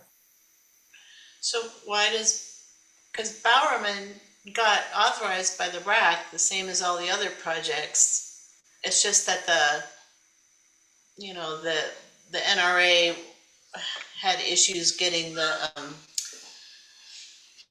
things submitted in a timely manner. So, why does that need a higher level of review? Because Carol, there's thousands of agreements that are kind of backed up right now in our grants and agreements work staff. And pretty much if it says that it's more fuels reduction related, those ones are kind of moving to the front of the line as they're being assessed. So they're looking at they're kind of assessing and triaging the things that have been submitted. And that would be why sometimes it's not even a money thing. It's a staffing and a process thing, if that makes sense. Monique, does that sound about accurate to you? Yeah, and this one's going through contracts for this project particularly. But the same issues with grants and agreements. Yeah. Okay, good on Bowerman? All right, partner updates. Pat is no longer here, but I suspect we don't have a North Lake Trails Subcommittee update. Well, just a quick question. Because it's the North Lake Trails are part of the North Trinity County Communities Risk Reduction Project. And so what is the status of that? Sure, I can talk about that really briefly. Without chasing any rabbits, I'm pretty sure. That project is the #1 priority for the planning team from the Shasta Lake Ranger District. It continues to move forward. They've been having their meetings, assessing the comments they got during scoping. I've myself and Ben have attended a couple of those meetings, so that project is moving forward. They've got the tools needed for the ARC surveys. That contract has been awarded. I think also botany has been figured out as well. So things are moving forward on that project. Good. Thank you, Tara. Anything else on the North Lake? Okay. Ascend, did we get anything from? I did. Just this morning, I didn't get a chance to send this out, but I'll go ahead and for the record, I'll go ahead and read what Amanda sent. She was not able to attend today's meeting. So picture her voice as I'm reading this off. We finally heard from the National Forest Foundation last week that we were awarded the grant that will fund our teen internships in Trinity Alps. We have three this year offering 2014's resume and resume and skill building experience, including trail building and maintenance, outdoor leadership training, and field science with Cal Poly Humboldt botanists. We usually know this funding is secured in February, so waiting until May to confirm some of our trips has certainly been challenging. This allows us to open up possibilities of offering at least one other youth trip. However, most of our youth trip funding is still on pause. We'll continue to offer more youth trips in funding as funding trickles in. On a good note, our adult stewardship and volunteer programs are thriving. We've already completed 2 trail projects in the Marble Mountain Wilderness and a weekend on Waldorf Crossing Trail in the Trinity Alps. Since this is a Shasta Trinity group, I'll simply report on the work getting done in this forest. Our group logged out 16 trees over 2 miles of trail and brushed and retreaded about 1 mile on the Waldorf Crossing Trail. This is the 4th year Ascend has cleared this trail, and each year it's felt like we're starting back at square one. Because of the monument fire, the brush response and tree fall increases each year. There's also a prolific amount of poison oak on this trail, and we've decided it's not an appropriate volunteer project anymore. Next year is the last year Ascend has funding for work on this trail, and our team feels that our time will be more effectively spent if we simply schedule a staff-only trip. We were also awarded a small grant to support the Forest Service Wilderness Patrol Program. Ascend is hiring a dedicated patrol staff person to work under the supervision of Eric Rademacher to complete approximately 25 days of wilderness patrol in the Trinity Alps starting Memorial Day weekend. We're also planning on supporting the Forest Service in tabling at busy trailheads during busy holiday weekends. We're discussing the possibility of handing out bear canisters at the Canyon Creek Trailhead with the Forest Service, but still determining if our contract provisions allow for this activity. And that is the end of the report. Okay. Thank you, Kelly. Yep. And could we add, I'm sorry, I forgot to mention this at the beginning, but could we add a quick report out from the Sierra Nevada Conservancy? And that I'd like to add to the ongoing, as a ongoing member of our partner updates. Sure. Okay, up next, Trinity Trails. Is that you, Jack? Yeah, I will try and be brief because the Watershed Center has a ton of updates for you. But as far as the Trinity Trail Alliance updates, we successfully hosted a volunteer day. That was last weekend on May 3rd. We had 22 volunteers join us for 2 different projects. We had so many people, we were able to split up and do all kinds of different things. One team tackled the brush on Garden Gulch Spur from the Teacher Rock Junction all the way back west towards Weaver Bali.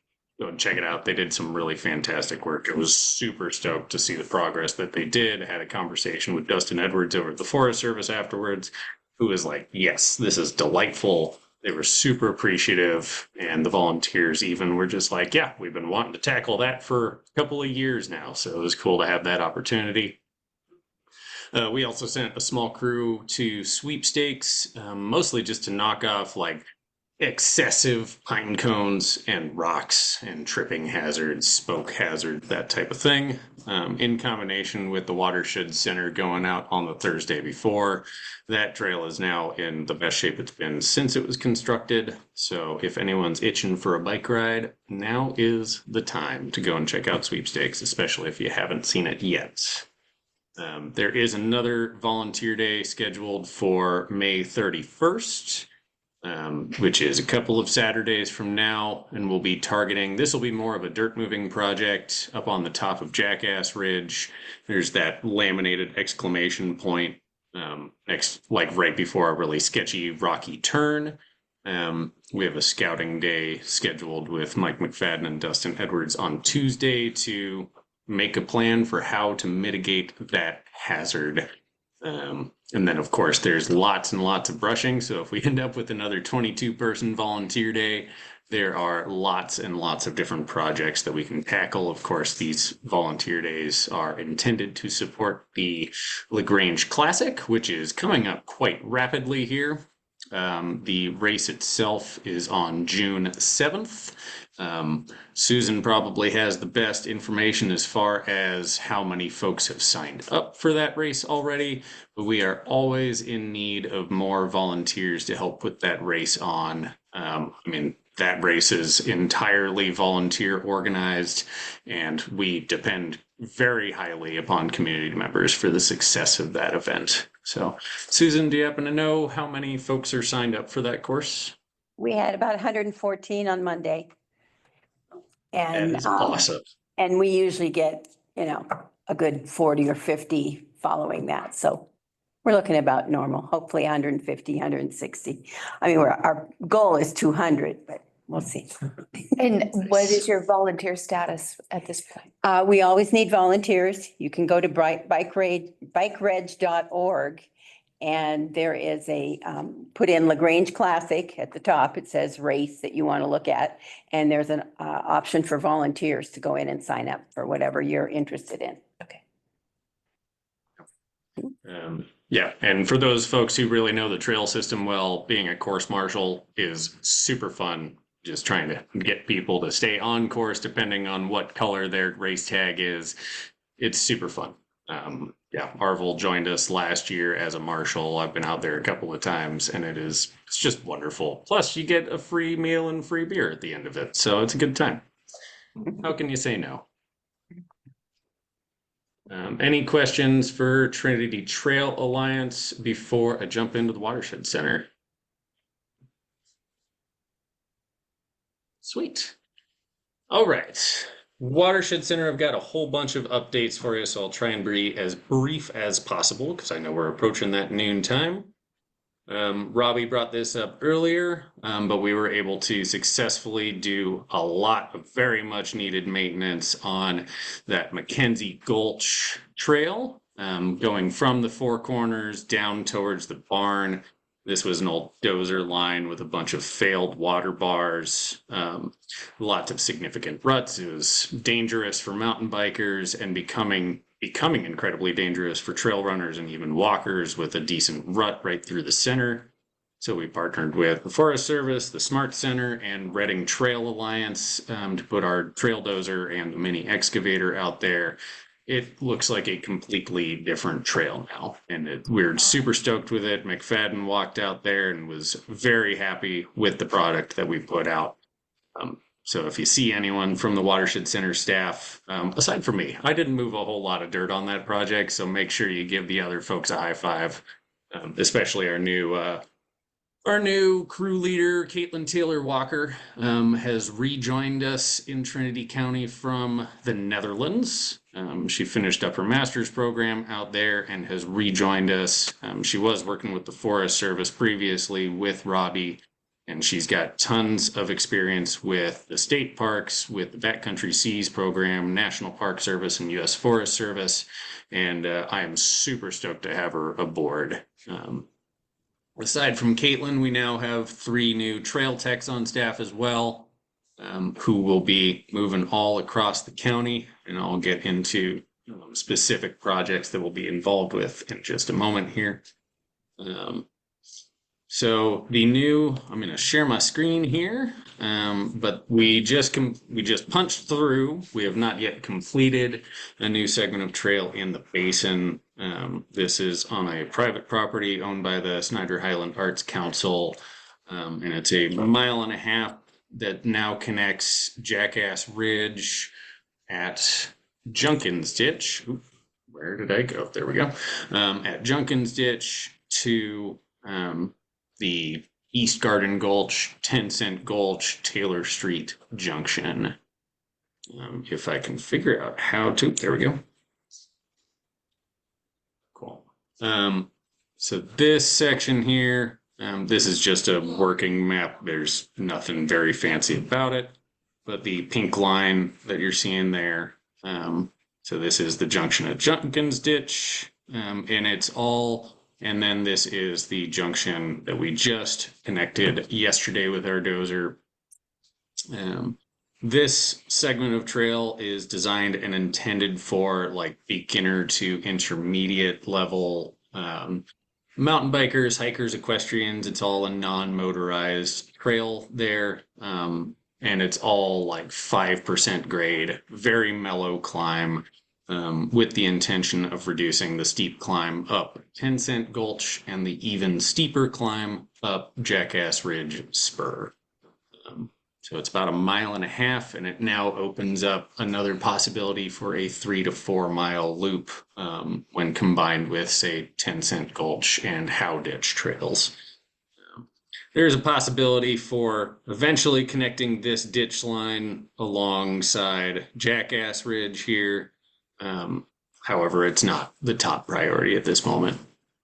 It is rideable at the moment, though there is a lot of loose soil on the top still, and our crew plans on going out there on Tuesday of next week to perform the last of the finishing touches. But if anyone wants to go and check out the trail over the course of the weekend, you are more than welcome to do so. Just keep in mind that there are still some tripping hazards out there. And then that one, thanks to a huge thanks to Trinity Trail Alliance for the funding for that project. We were able to bring out Nate Knudsen from Redding Trail Alliance to help us construct that trail. We are still hiring. We've got a couple of positions on our website for recreation staff members, and that includes youth conservation crew leaders. We'll have 2 youth crews, one in Weaverville, one in Hayfork, same as the last couple of years. We're funded for an 8-week season for both, which is very exciting, for 5 crew members. So if anyone's interested in a YCC crew leader, or if you know people who would be a great candidate for working with teenagers for a full summer, it's super fun. Lots of natural resource stewardship opportunities, a lot of trail maintenance, getting into some of the far reaches of the county. Super fun time. On that note, yes. Is that can be found on your website? And I can post the link for you if you'd like. Sure, yeah. Sweet. Yeah. So yeah, I can post that link in just a second here. On the note of positions that are available, the recreation division manager position is also posted on there, which is my position. I will be leaving the organization at the end of this calendar year.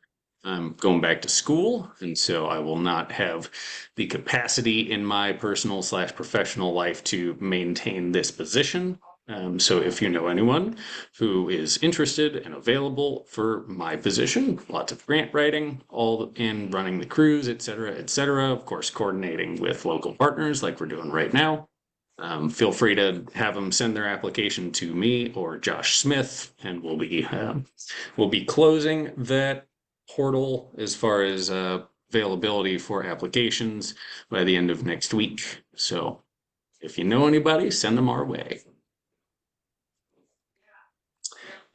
Cool. So that was YCC season. We've got volunteer days covered. So we also have a little bit of funding to put patrollers out into the Trinity Alps. We're coordinating with Eric Rademacher Flights to make that happen. We have funding for 24 days, and we'll be coordinating also with Ascend to make sure that we are not doubling up on our efforts on any one trail over the weekends. We'll be prioritizing those holiday weekends and high traffic trails. So Canyon Creek, Long Canyon, Swift Creek, Stewart's Fork, that type of thing. And making sure that we're coordinating with Eric as far as what the Forest Service priorities are as well. Cool. And then as far as work that the trail crew is planning on for this summer, we just finished up our couple of rounds of maintenance in the Weaver Basin. We'll be installing a new trailhead kiosk at the top of Sweepstakes next week. And so I'll be reaching out to the RCD as far as printing out a new map for that trailhead kiosk as well. But we'll be kind of all over the county in a lot of different ways this year. Starting next week, or sorry, the week after, the week of the 19th, we'll be heading out to the South Fork of the Trinity River National Recreation Trail for the bulk of the summer.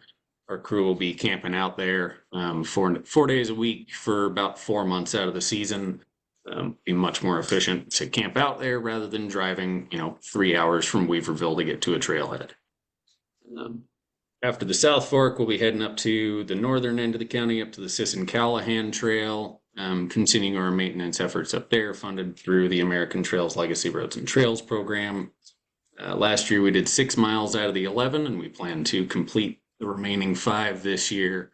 That trail hadn't seen any maintenance efforts in, the Shasta McLeod estimates, about 15-20 years. And so the trail is now walkable from the IP road all the way to Kangaroo Lake. So it's pretty cool. We're partnering with Siskiyou Outdoor Recreation Alliance to make that happen up there. They've been really cool partners, and they're also the ones who are hosting the Single Track Summit up in Mount Shasta next weekend, which the Watershed Center is. Josh is going to be on the fundraising panel for that one. And for those of you who are not familiar with the Single Track Summit, last year in Weaverville was amazing. We had 73 participants from all across the state. And this year is looking to be equally successful as well. And since Mount Shasta is a little bit closer to Ashland, there will be more participants from Southern Oregon joining in there as well. The whole point is just to create regional collaboration and, working together to figure out how we can all support each other's endeavors across the area. Other projects on the docket, we logged out East Weaver Lake Trail from East Weaver Creek Trail all the way up to the lake last year, partnering with Ascend Wilderness Experience. We've still got a little bit of funding to target that. Jim Dees is still on the call. We're partnering with the Six Rivers to work on the Hayfork Ruth Trail, the single track OHV trail on the Ruth side of South Fork Mountain. So we're literally all over the county this year, which is pretty fun and exciting to be able to say that. Yeah, thankfully we were mostly spared in the recreation program from funding cuts this year on a federal level. So hopefully that continues to be the case and we are successful in our other proposals that we're still waiting to hear from. Last but not least from the Watershed Center, sorry, it's a mouthful always. Thule Potts had sent out that update from the Sierra Nevada Conservancy and mentioned that we're working together to develop a proposal. Watershed Centers met with Trinity River Management Unit and Shasta McCloud Management Unit staff to determine what priorities make sense within the Sierra Nevada Conservancy area there. And we'd be very happy to coordinate with the RCD as well to figure out how we can collaborate on these proposals. There's a few different ideas around, but most of them are related to planning efforts, trying to figure out exactly what the new acquisitions around the headwaters, what those resources are. So doing a road inventory, trail inventory, dispersed campsite inventory, all kinds of different things. So Kelly, I'll be reaching out to you in the near future with, they have not released a request for proposals yet, but we definitely want to make sure that we're in front of the curve. They've got $600,000 to spread out amongst the 4 northern counties that are in their area, and they have not yet funded a recreation project in Trinity County. And so they really want to prioritize a project that benefits us. So the more we can work together, I think it'll be a much stronger proposal and we'll be very happy to continue that conversation. Sounds great. Sorry for the word salad. All right, thank you, Jack. Any questions for Jack? Look like it. Thanks again. Thanks, Jack. Bill. Yeah, bye-bye. I will just sort of follow up with a little bit more information on that SNC ask. Thule Potts, I did forward this on, but for anybody that didn't happen to catch it, the SNC is a small recreation funding round this summer. We expect guidelines for this grant opportunity to be approved by our June 5th board meeting, which is being held in Modoc County this year, or this month. There are draft guidelines on their website. It's a California Prop 68 funded opportunity, 4 million total for the entire SNC region, $500,000 max ask. Implementation or planning. Implementation must have CEQA completed before we can approve, which is common for SNC. They always like to have that environmental compliance completed before they actually approve implementation dollars. We've been chatting with the WRTC, as Jack mentioned, about a potential proposal. And please reach out with any potential project concepts. We'll know a lot more about that at our June board meeting. And I think, kind of a combined ask probably would be appropriate for Trinity. So I'm excited to follow that thread back. She also mentioned the North State Single Track Summit, Mount Shasta, which we've already talked about. So I'll move directly into TCRCD. I wanted to speak sort of briefly about, well, we've got RAC funding that we're working. I know that Arbel's been working with Robbie and Mike at the Forest Service on identifying specific tasks to be completed on the Weaver Basin Trail system. Part of that RAC funding is, had budgeted for some deliverables that had to do with mapping updates, including we're getting a new bandana together. The last one we did a couple of years back, and we learned a lot about printing on fabric. But we are going with a full cotton version again, because I think they're the most useful. We've reworked some of the labeling and stuff like that, so this one should be a lot more readable. A lot of people love that, and we'll be providing a number for swag bags and things like that for the LaGrange Classic. It'll be done before the race. We finished it yesterday. I'm doing final review today, and then it's probably going to go to the printer next Monday. Oh, great. So we should have it back in plenty of time for. They sold really well too. Yeah. About the last one, yeah, Yeah, they're really cool. Yeah. So we're excited to, I mean, that was Ross's idea. Like, he brought that one from that Chico race Yeah, up, and he's Chico like, Valley. this is what we really need to be doing with these things. I Math. have it on my wall in my office. So there'll be a new version of that before Cool. the race.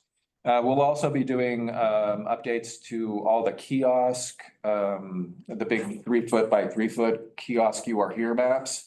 So we'll probably need to get some of that. We'll probably get those printed within the next couple weeks, and then have them hopefully laminated through you guys' big large scale laminator that Mike's always sort of provided for us, and then we can get those installed again before the race, and everybody comes into town for that timeframe. If we can, we'll try and get it done before Memorial, but I'm not sure how that's going to go exactly. We got a couple of weeks, so hopefully we'll be able to do that. But ARB will also be doing some of that work. We've been focusing a lot of attention on Junkins Ditch, the newer trails, Junkins Ditch and Upper How Ditch. Took a lot of hazard trees down, have been doing some tread work. They're going to be putting, hopefully installing within the next, by next week, there'll be a low bridge for that one crossing over Upper How Ditch, basically near the rock wall in that big corner. Because there's a mucky spot that just, the new trail that they rerouted is really taking on a lot of, use. It's getting a lot of use. And I think people prefer that because it gets in and around in this really nice area up in there. And so it's just this one crossing where it gets, it'll probably be this high, but it'll be, like it's muddy through a lot of the season. So we're going to be installing a little low foot bridge over that here within the next few days.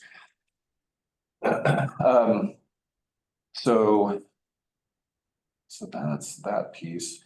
I did want to bring attention to, it was brought up earlier that AmeriCorps, our Grizzly Corps fellows, the AmeriCorps program, we heard about a month ago that the AmeriCorps program was being looked at by the Department of Government Efficiency. And we got word 2 Sundays ago that the Grizzly Corps program, which is under the umbrella of AmeriCorps, has basically been cut. And so they weren't sure. It was like a few days before the end of, it was the Sunday before May Day. And we were put up, our Grizzly Corps fellows were put on pause. And we just heard earlier this week about what the Grizzly Corps program, which operates under under a program within or under one of the divisions of Cal Berkeley. And they have figured out a way to at least keep them on for the next month. They usually would have a term that would time out at the end of July. So we have a couple of months. We're not sure exactly what's going to happen. They're hoping to pull that Grizzly Corps program under another Cal Berkeley program, which is called California Volunteers, and keep them on through the remainder of their term. So we're remaining cautiously optimistic about that. But there will be no more offerings of Grizzly Corps into the future, unfortunately. Unless they do something sort of drastic and maintain that, at least for the current time that we have the current administration, or until AmeriCorps gets re-envisioned. Yes, Jack, You're muted. you're muted. Yeah, working on it. Sorry. I was just wondering, since I have the updated shape files for this new Snyder Highland Trail, as well as 5 Cent Spur and Day Ranch reroutes, who would I send those shape files to? Would that be still Denise? Crystal, no, Denise is no longer with us since September last year, so you can send it to Crystal Hodges or myself. Cool. I will And- definitely make that happen. So these are completed trails and they're considered official trails within the system, like, by the Forest Service? Correct. Yeah, the reroutes of 5 Cent Spur and Day Ranch Trail were both within the phase 1 decision memo. And then, yeah, the trail that we're completing on the Snyder Highland parcel is open to the public and part of the, I would imagine, part of the community for us, since it's within that boundary. Okay, that would be great if you could send those to us like post haste, because otherwise our layouts are pretty much there. We just need to do a little bit of extra labeling. Does that new segment that you showed us have a name? I was actually going to bring that up in the TTA meeting because they're the ones who funded the project. But I would imagine it will be either the Snyder Highland Trail or what's it called? Or maybe just the Highland Trail. It's really going to be probably up to, of course, the property owner as well as the funder. So I will get back to you as soon as I have that info. Okay, that would be great, because we're going to send that off to the printer Monday, so. Sounds good. Okay, They probably do need to be added to the official Forest Service Yeah. red database. I'll check on that too, just to, see if they were, because I know it was being worked on. okay. Sorry.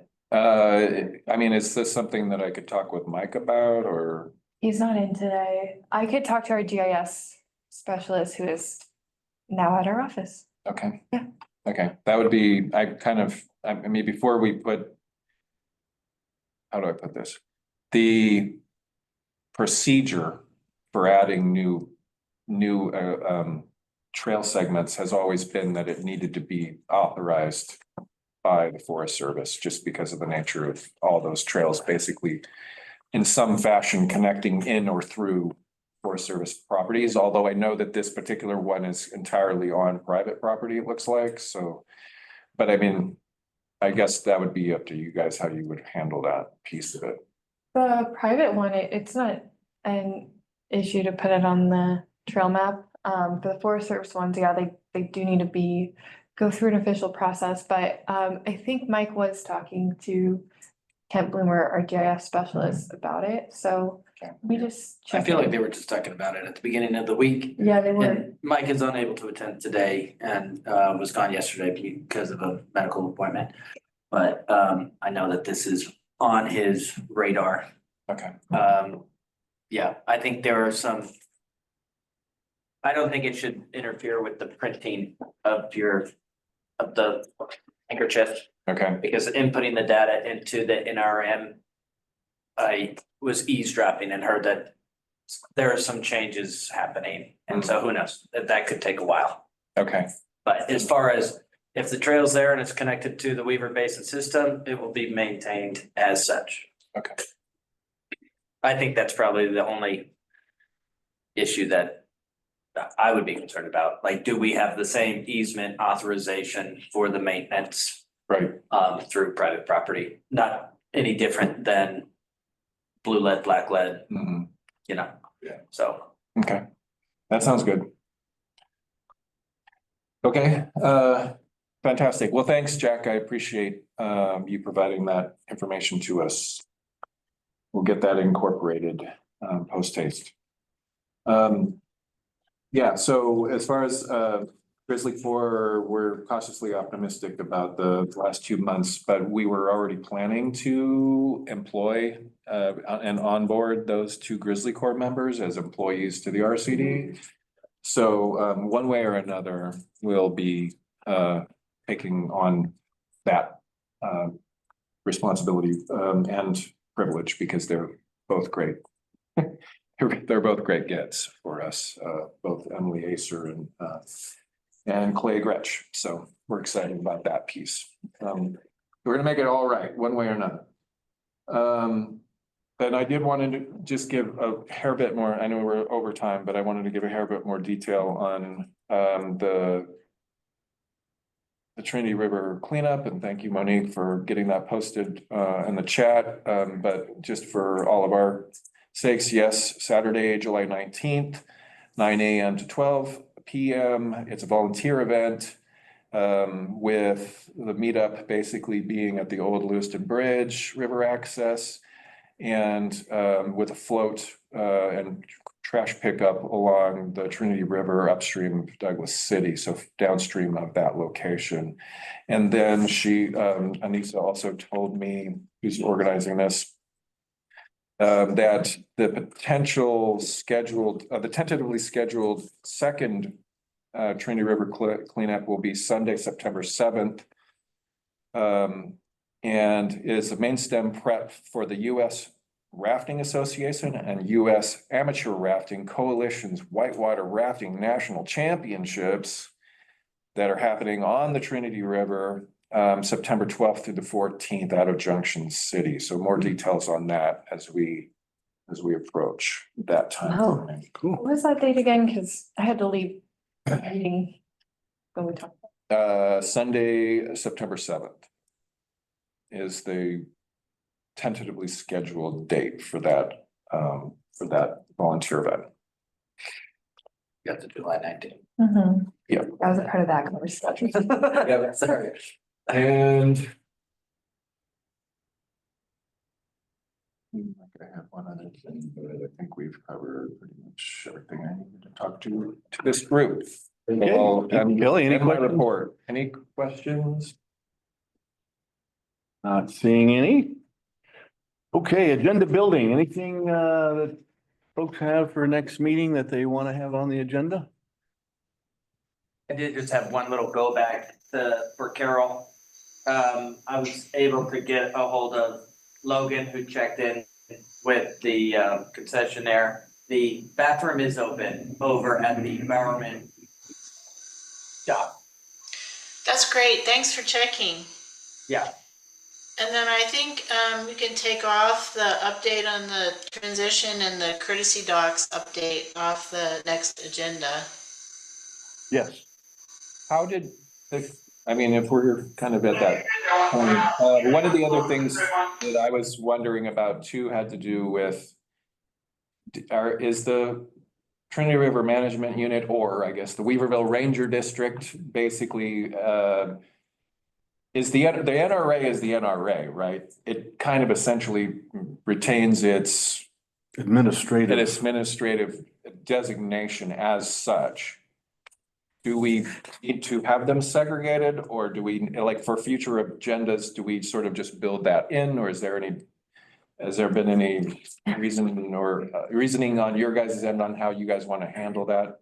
Haven't been notified about that. I have been curious about the same. I ask at least once a month, like, what is the NRA and how is that different?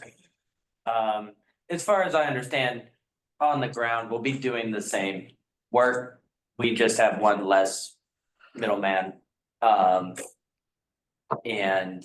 yeah.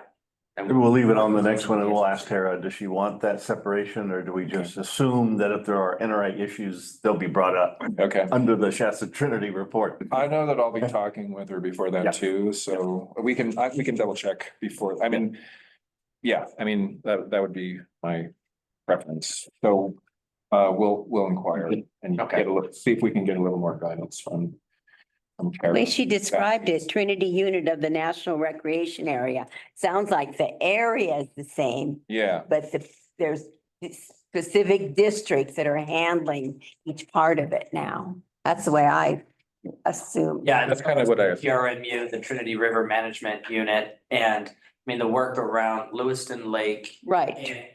There are no other ranger districts that have a developed recreation or the maintenance side of it, so that will be taken care of by what we've got in the Weaverville Ranger District. And so if there was an issue, I think it can come to Weaverville and pass along to the NRA, but we're still gonna be, if we just kind of have a heads up. Much better to talk with Tara for sure, but in all reality, if it's myself, Logan, Cliff, we're available to take calls, complaints, concerns, good jobs, high fives. And, so that we have a heads up that helps our planning so that we can be most effective with our time and take care of an issue before it becomes a major concern.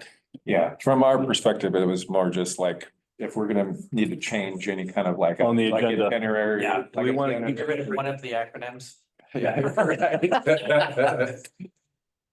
Anytime we can, we. Okay, so I don't hear any agenda items, but again, as always, if something comes up between now and July, you can reach out to Kelly or I and we can get something added on to next agenda. Yep, and as a matter of housekeeping, also, that will probably be the last meeting that we'll have in this space. Right.